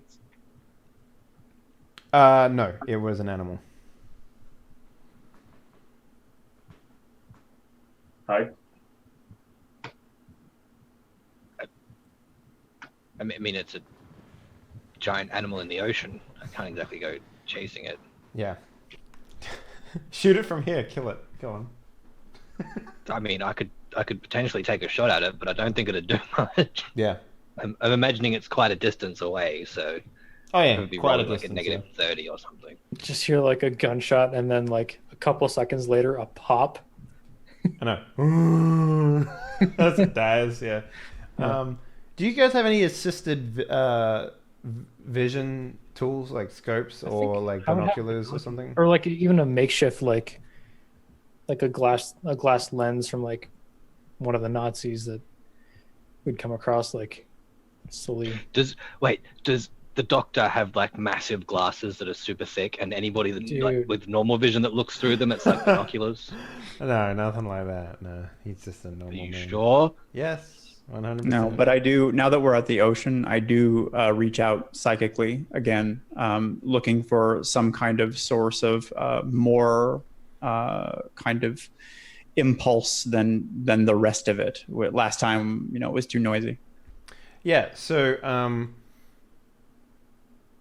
do we make a roll for this, or is this like okay? Yep, yeah, it's an empathy, just a straight empathy roll. Yeah, go ahead and make one for me, please. I think you set the difficulty. Okay, let's make this a 7. Okay, here we go again. All right, 4. The specialty does not count because it's not a lie detection thing in this case. Okay, all right then. So 4 successes. Well, with that, you sort of close your eyes and take a deep breath in, right? And you open your senses up to the psychic maelstrom. You reach out across the ocean. Demons crawl out of the warp. Yeah. You reach out across the ocean. You get a sense of like deep water, right? You like dark, deep depths, like kind of like being submerged in a bath almost. And you sort of in your like psychic vision, you sort of open your eyes and you're surrounded by ocean on all sides.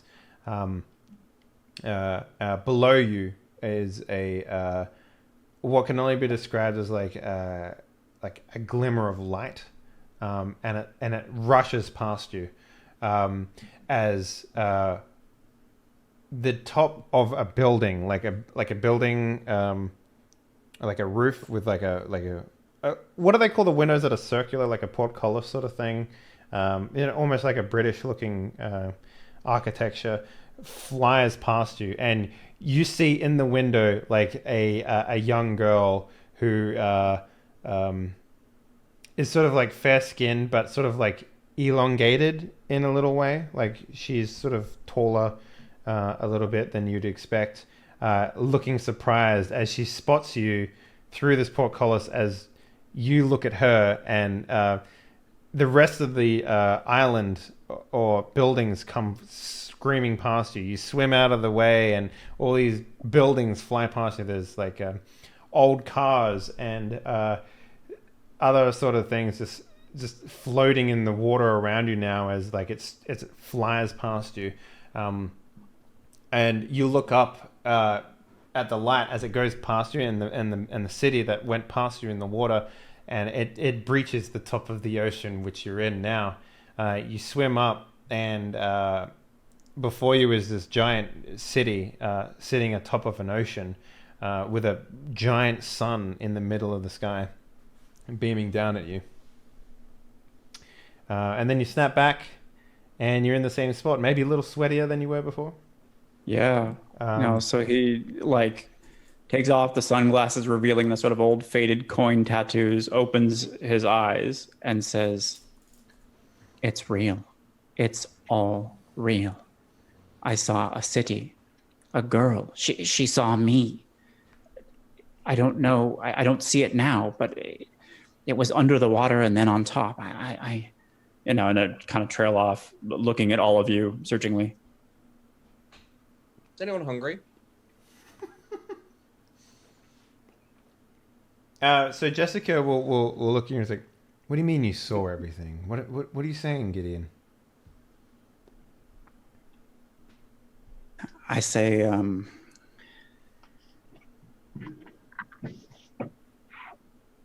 Francis calls it my third eye. I get dreams, sometimes waking, unseen truths that somehow are more real than what you can see with your eyes. And I make eye contact with her. Since I've been here, it's been like my compass was spinning, but not this time. And I point, I guess, to wherever it was kind of coming from. I assume just the water. So Pap will sort of walk up. And he looks like, disheveled. He's got blood and grime on him, basically, and dirt. And he pushes his glasses up to his nose with the hand that's missing a pinky. And he says, "Eva, he's one with the true sight, much like that we had in the Thule." And Jessica will look at him and say, "Well then, Gideon, you have something very special. If it is in fact true sight, then maybe you might be able to find what we're all looking for down here."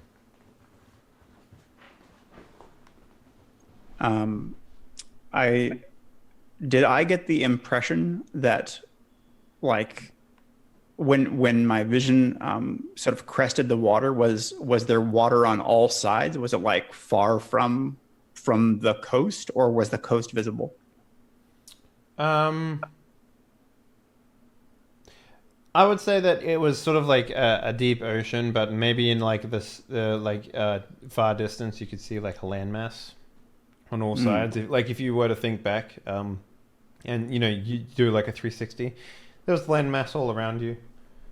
Do I still have a heading? Like, does the impulse continue, or is it now just like back to no landmarks and wondering where the hell that is? That's a good question. Why don't do you have anything that you would do to like sort of internalize the visions that you get? Like, you've had, I guess, true sight for a long time now. What do you do to like make sense of the facts that were given to you? So he has he makes sketches. He's always been worried that if he does a dream journal or something like that, then some fact from a real investigation will be seen by somebody it's not supposed to be. So he makes sketches, and they're not particularly skilled, but they're the best rendering he can get of the things that he saw, in the hopes of being able to pattern match if he encounters it, with his actual eyes. Mm-hmm.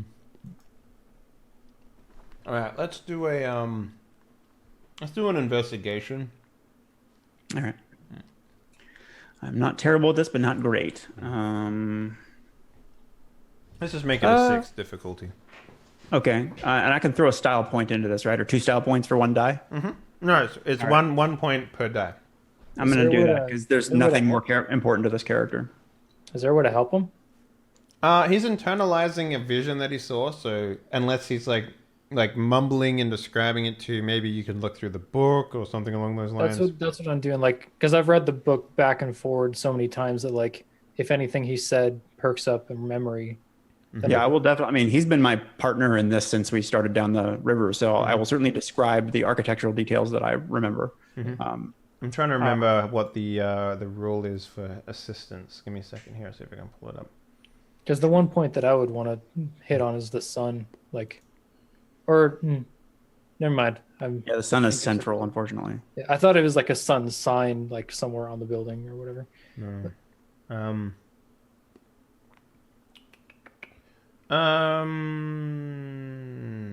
I think what I'm especially looking for is some kind of, like, if I was able to kind of, recall a detail on the coast, any detail on the coast from what, that distance. Okay. That would give us something to orient by. Okay. Yeah.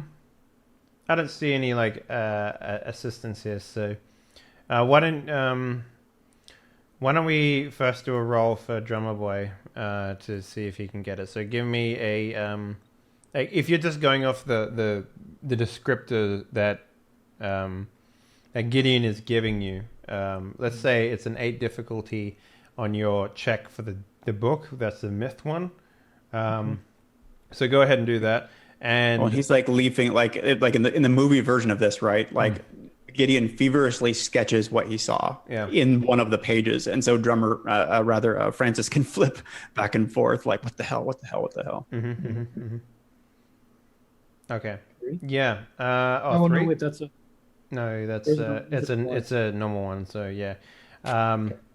So yeah. Okay. We will. I don't know how to do this now, because if you got like 5 successes, it wouldn't give you 5 extra dice. Yeah. Okay. Well, in this case, it's just 1 extra dice, right? But I'll look up how it actually works in a second. So I think maybe, like, if it's like you successfully help them, they get 1 dice. Like, it doesn't matter like how many successes above. If you get something, then like you can help them a little. It's like advantage in. I would say okay. Well, here's how I would rule it. If you got more than 5 successes, you can have 2 dice. Like, that's an exceptional success. So in this case, I'm modifying the dice pool by 1 for my style points, which I spent 2 of, and 1. No, if you spent 2, it would give you 2 dice. It's 1 for 1. Ooh, sweet. Dice. So this will be a 3 modifier then, if the help gave me 1. Yeah. Okay, here we go. And difficulty. Sorry, what did you say? 6. 6. Here we go.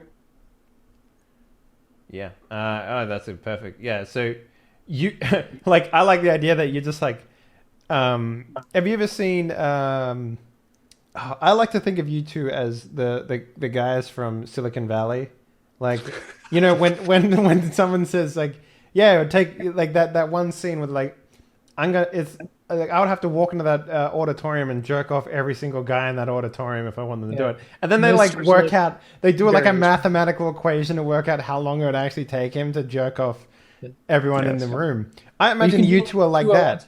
Where like Hyde wanders past us, points to Francis and says, "This guy fucks." Yeah, yeah.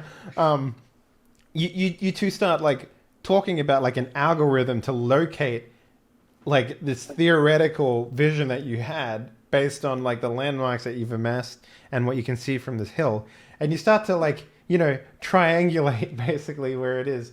And from what you can tell, you would need a body of water significantly large enough to house a distance of a horizon when you're in the center of it. And, from what you can see, what you've run into, your hypothetical guesses, so far would be that yes, it is. This is the ocean. In fact, in that your memory or your vision was a part of. Whether you're in the center or whether you're near the center, that's sort of like you have an area, right, of where you were. And theoretically, the sun is big enough and close enough to the landmass that you could be underneath it realistically in a very large area. So, but based on your memory and stuff like that, you can surmise that this is the ocean in which the city of Atlanta, or whatever your vision represented, first fell through. So, whether or not it's still there, or for whatever reason, is the mystery. Okay, so we didn't. I mean, we don't have anything as useful as a direction on the ocean itself. Just that this is the correct one. Yeah, this is the correct one, and that. Oh, I mean, with 5, maybe I should give you more than that.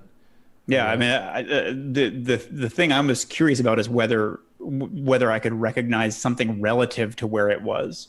So maybe there's like a very like there's like in your memory you think back to the land masses that you saw, and on one of the islands, one of the directions, cardinal directions that you were spinning around, because it would be impossible to tell in that memory that you had, in the vision that you had.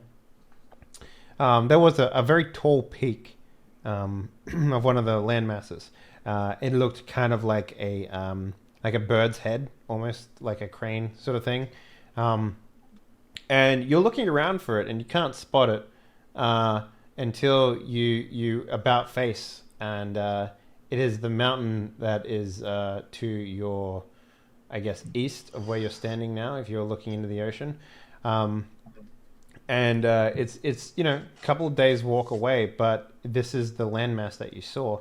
And if you follow your trail down to the ocean, you actually do see what appears to be since you're now looking, and with your success, what appears to be a shipwreck. Wow. Okay. Well, I probably sort of staring like over the final sketch with the bird-headed mountain, kind of staring at Francis, and then kind of looking past him with the kind of camera focuses and down on the beach, and does a shipwreck. And I'm trying to see if any of my companions have also noticed that by now. I think I follow your gaze after it's like, it's clear you're not looking at me anymore. You're looking through me. I'm like, and do one of those. Do the rest of you see that? And like at this point, I literally don't know what's real, so I point down to the shipwreck. Do we see it? Yeah, no, it's Okay. I was just checking it wasn't actually another vision. Yeah, no, you see it. Yeah, It's like at the bottom of the cliff, though, isn't it? Is it? Yeah, it's like it's sort of like it's sort of smashed on the cliff, I guess. Like some of it's on the top and some of it's on the bottom, sort of thing. So. Yeah. Oh wow. How steep is it from the elevation that we're at right now? Is some of it up and some of it down, or are we above it completely? Well, it seems like the water level has dropped significantly, but so there's like, imagine like you ever seen a train hanging off a cliff sort of thing? It's a little like that, like half of it's on and then half of it's sort of hanging off the back of it, sort of thing. You're going to get your Nathan Drake moment after all. Yeah. Who's the best at climbing and saying no, no, no, no, no?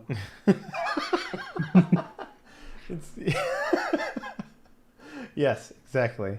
And that's, yeah, I think that's a good spot for us to leave the episode today. I mean, I had an idea of where I wanted you guys to go, but I didn't have any idea of what I would put in front of you guys. So, yeah, I'm glad we managed to pull that out, I guess. So yeah, let's do some XP. Yeah, we got to do XP in this game. I keep forgetting about that. Let's see. Where's the XP awards? 118. Okay. Let me just write this page down here real quick.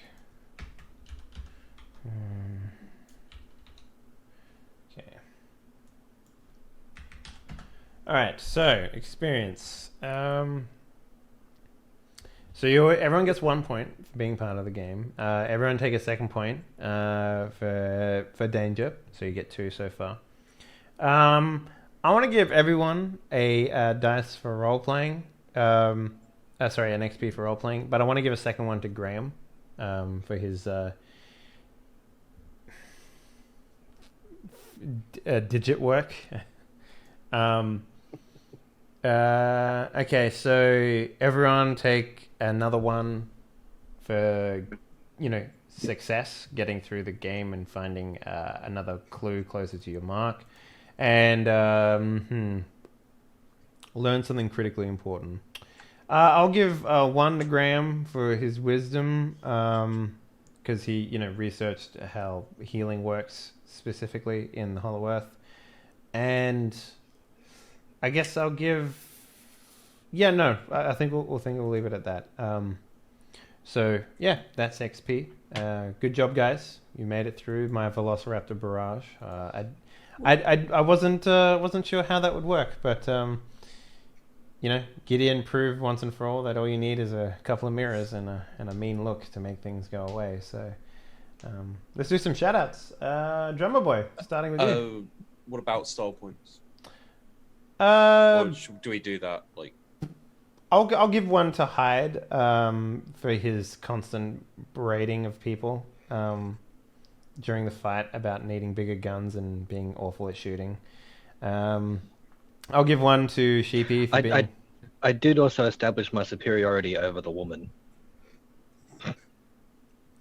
I'll still leave it at 1. I'll give 1 to Sheepy for... No, I was just saying. Reiterate. I'm better than a woman. All right. Okay. I'll give 1 to Sheepy for being... Beat her in a fight.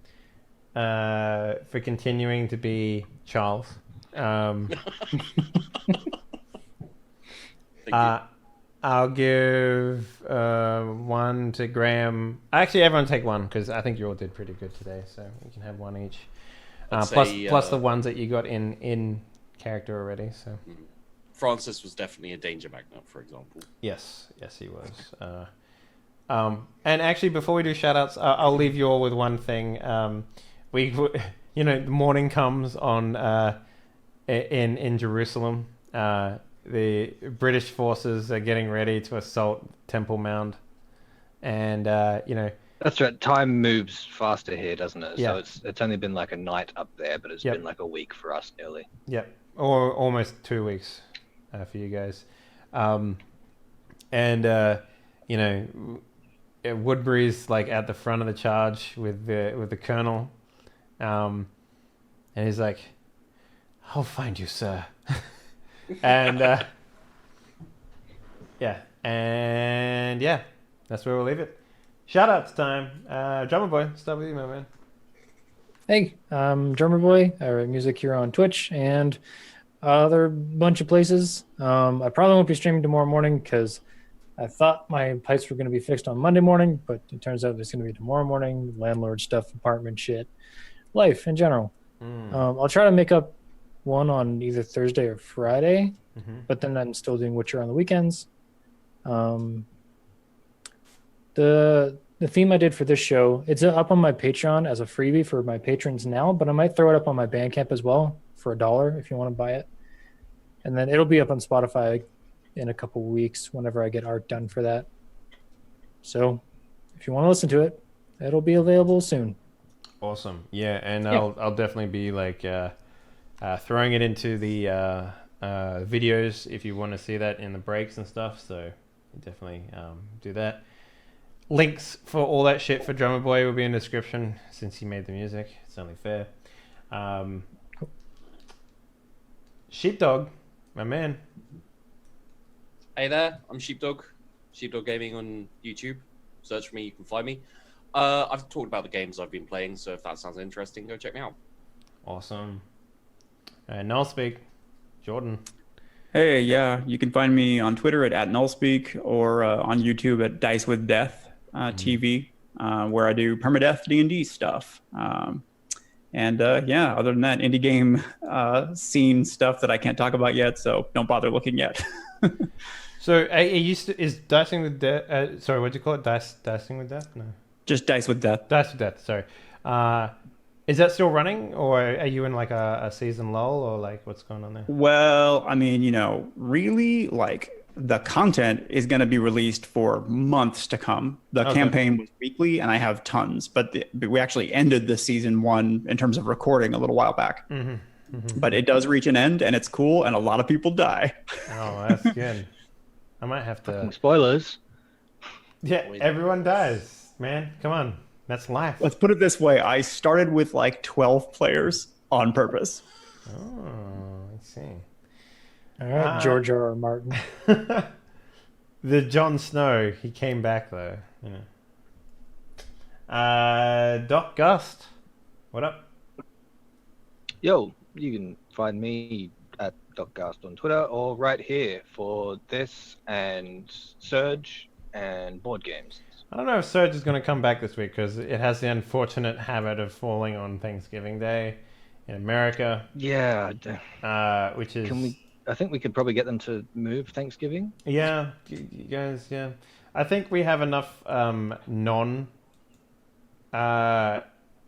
people for it to go up still. So we have like, what, James, you and me. Oh, maybe that's not enough. Yeah. Maybe that's not enough, yeah. But... we are in the middle of a run, so it's not like we can just be like, No. oh, let's do something else. No, I mean, we can do a side story. It's not a big deal. Yeah. This is what you guys did last week. But now we're going to ignore that and just do a milk run. Another one. Another milk run. Yeah. And last but not least, we have Graham_complete. What up, sir? How you doing? I make stuff on YouTube, and it's fun and cool, and the channel is always be making. Always be making. All right, guys. Thank you very much for watching. Hopefully you enjoyed tonight's episode of Die Party Abyss. If you did, a follow would be much appreciated, and a subscription to either the Patreon or to the Twitch account will go a long way to supporting the channel. In terms of what we got going on this week, take a look at my timetable real quick. Dead Man's Crest should be back tomorrow. No problems. Still haven't heard from Prior yet, but he did host me, so I think he's back and booping around. So, then we also have Surge, which will probably be cancelled because Thanksgiving. Curse you. And Board Games of Bitter Bros probably back. I know that one of our players is in the hospital with a burn, so maybe we'll just go with 2 instead of the 4 that we have normally. But yeah, Embers is definitely back as well on Sunday, so keep an eye out for that. And we'll be back for the daily stream in maybe like an hour or so after I get started with my renders and shit. So thank you very much for watching, guys. We outie. Have a good one. Bye bye.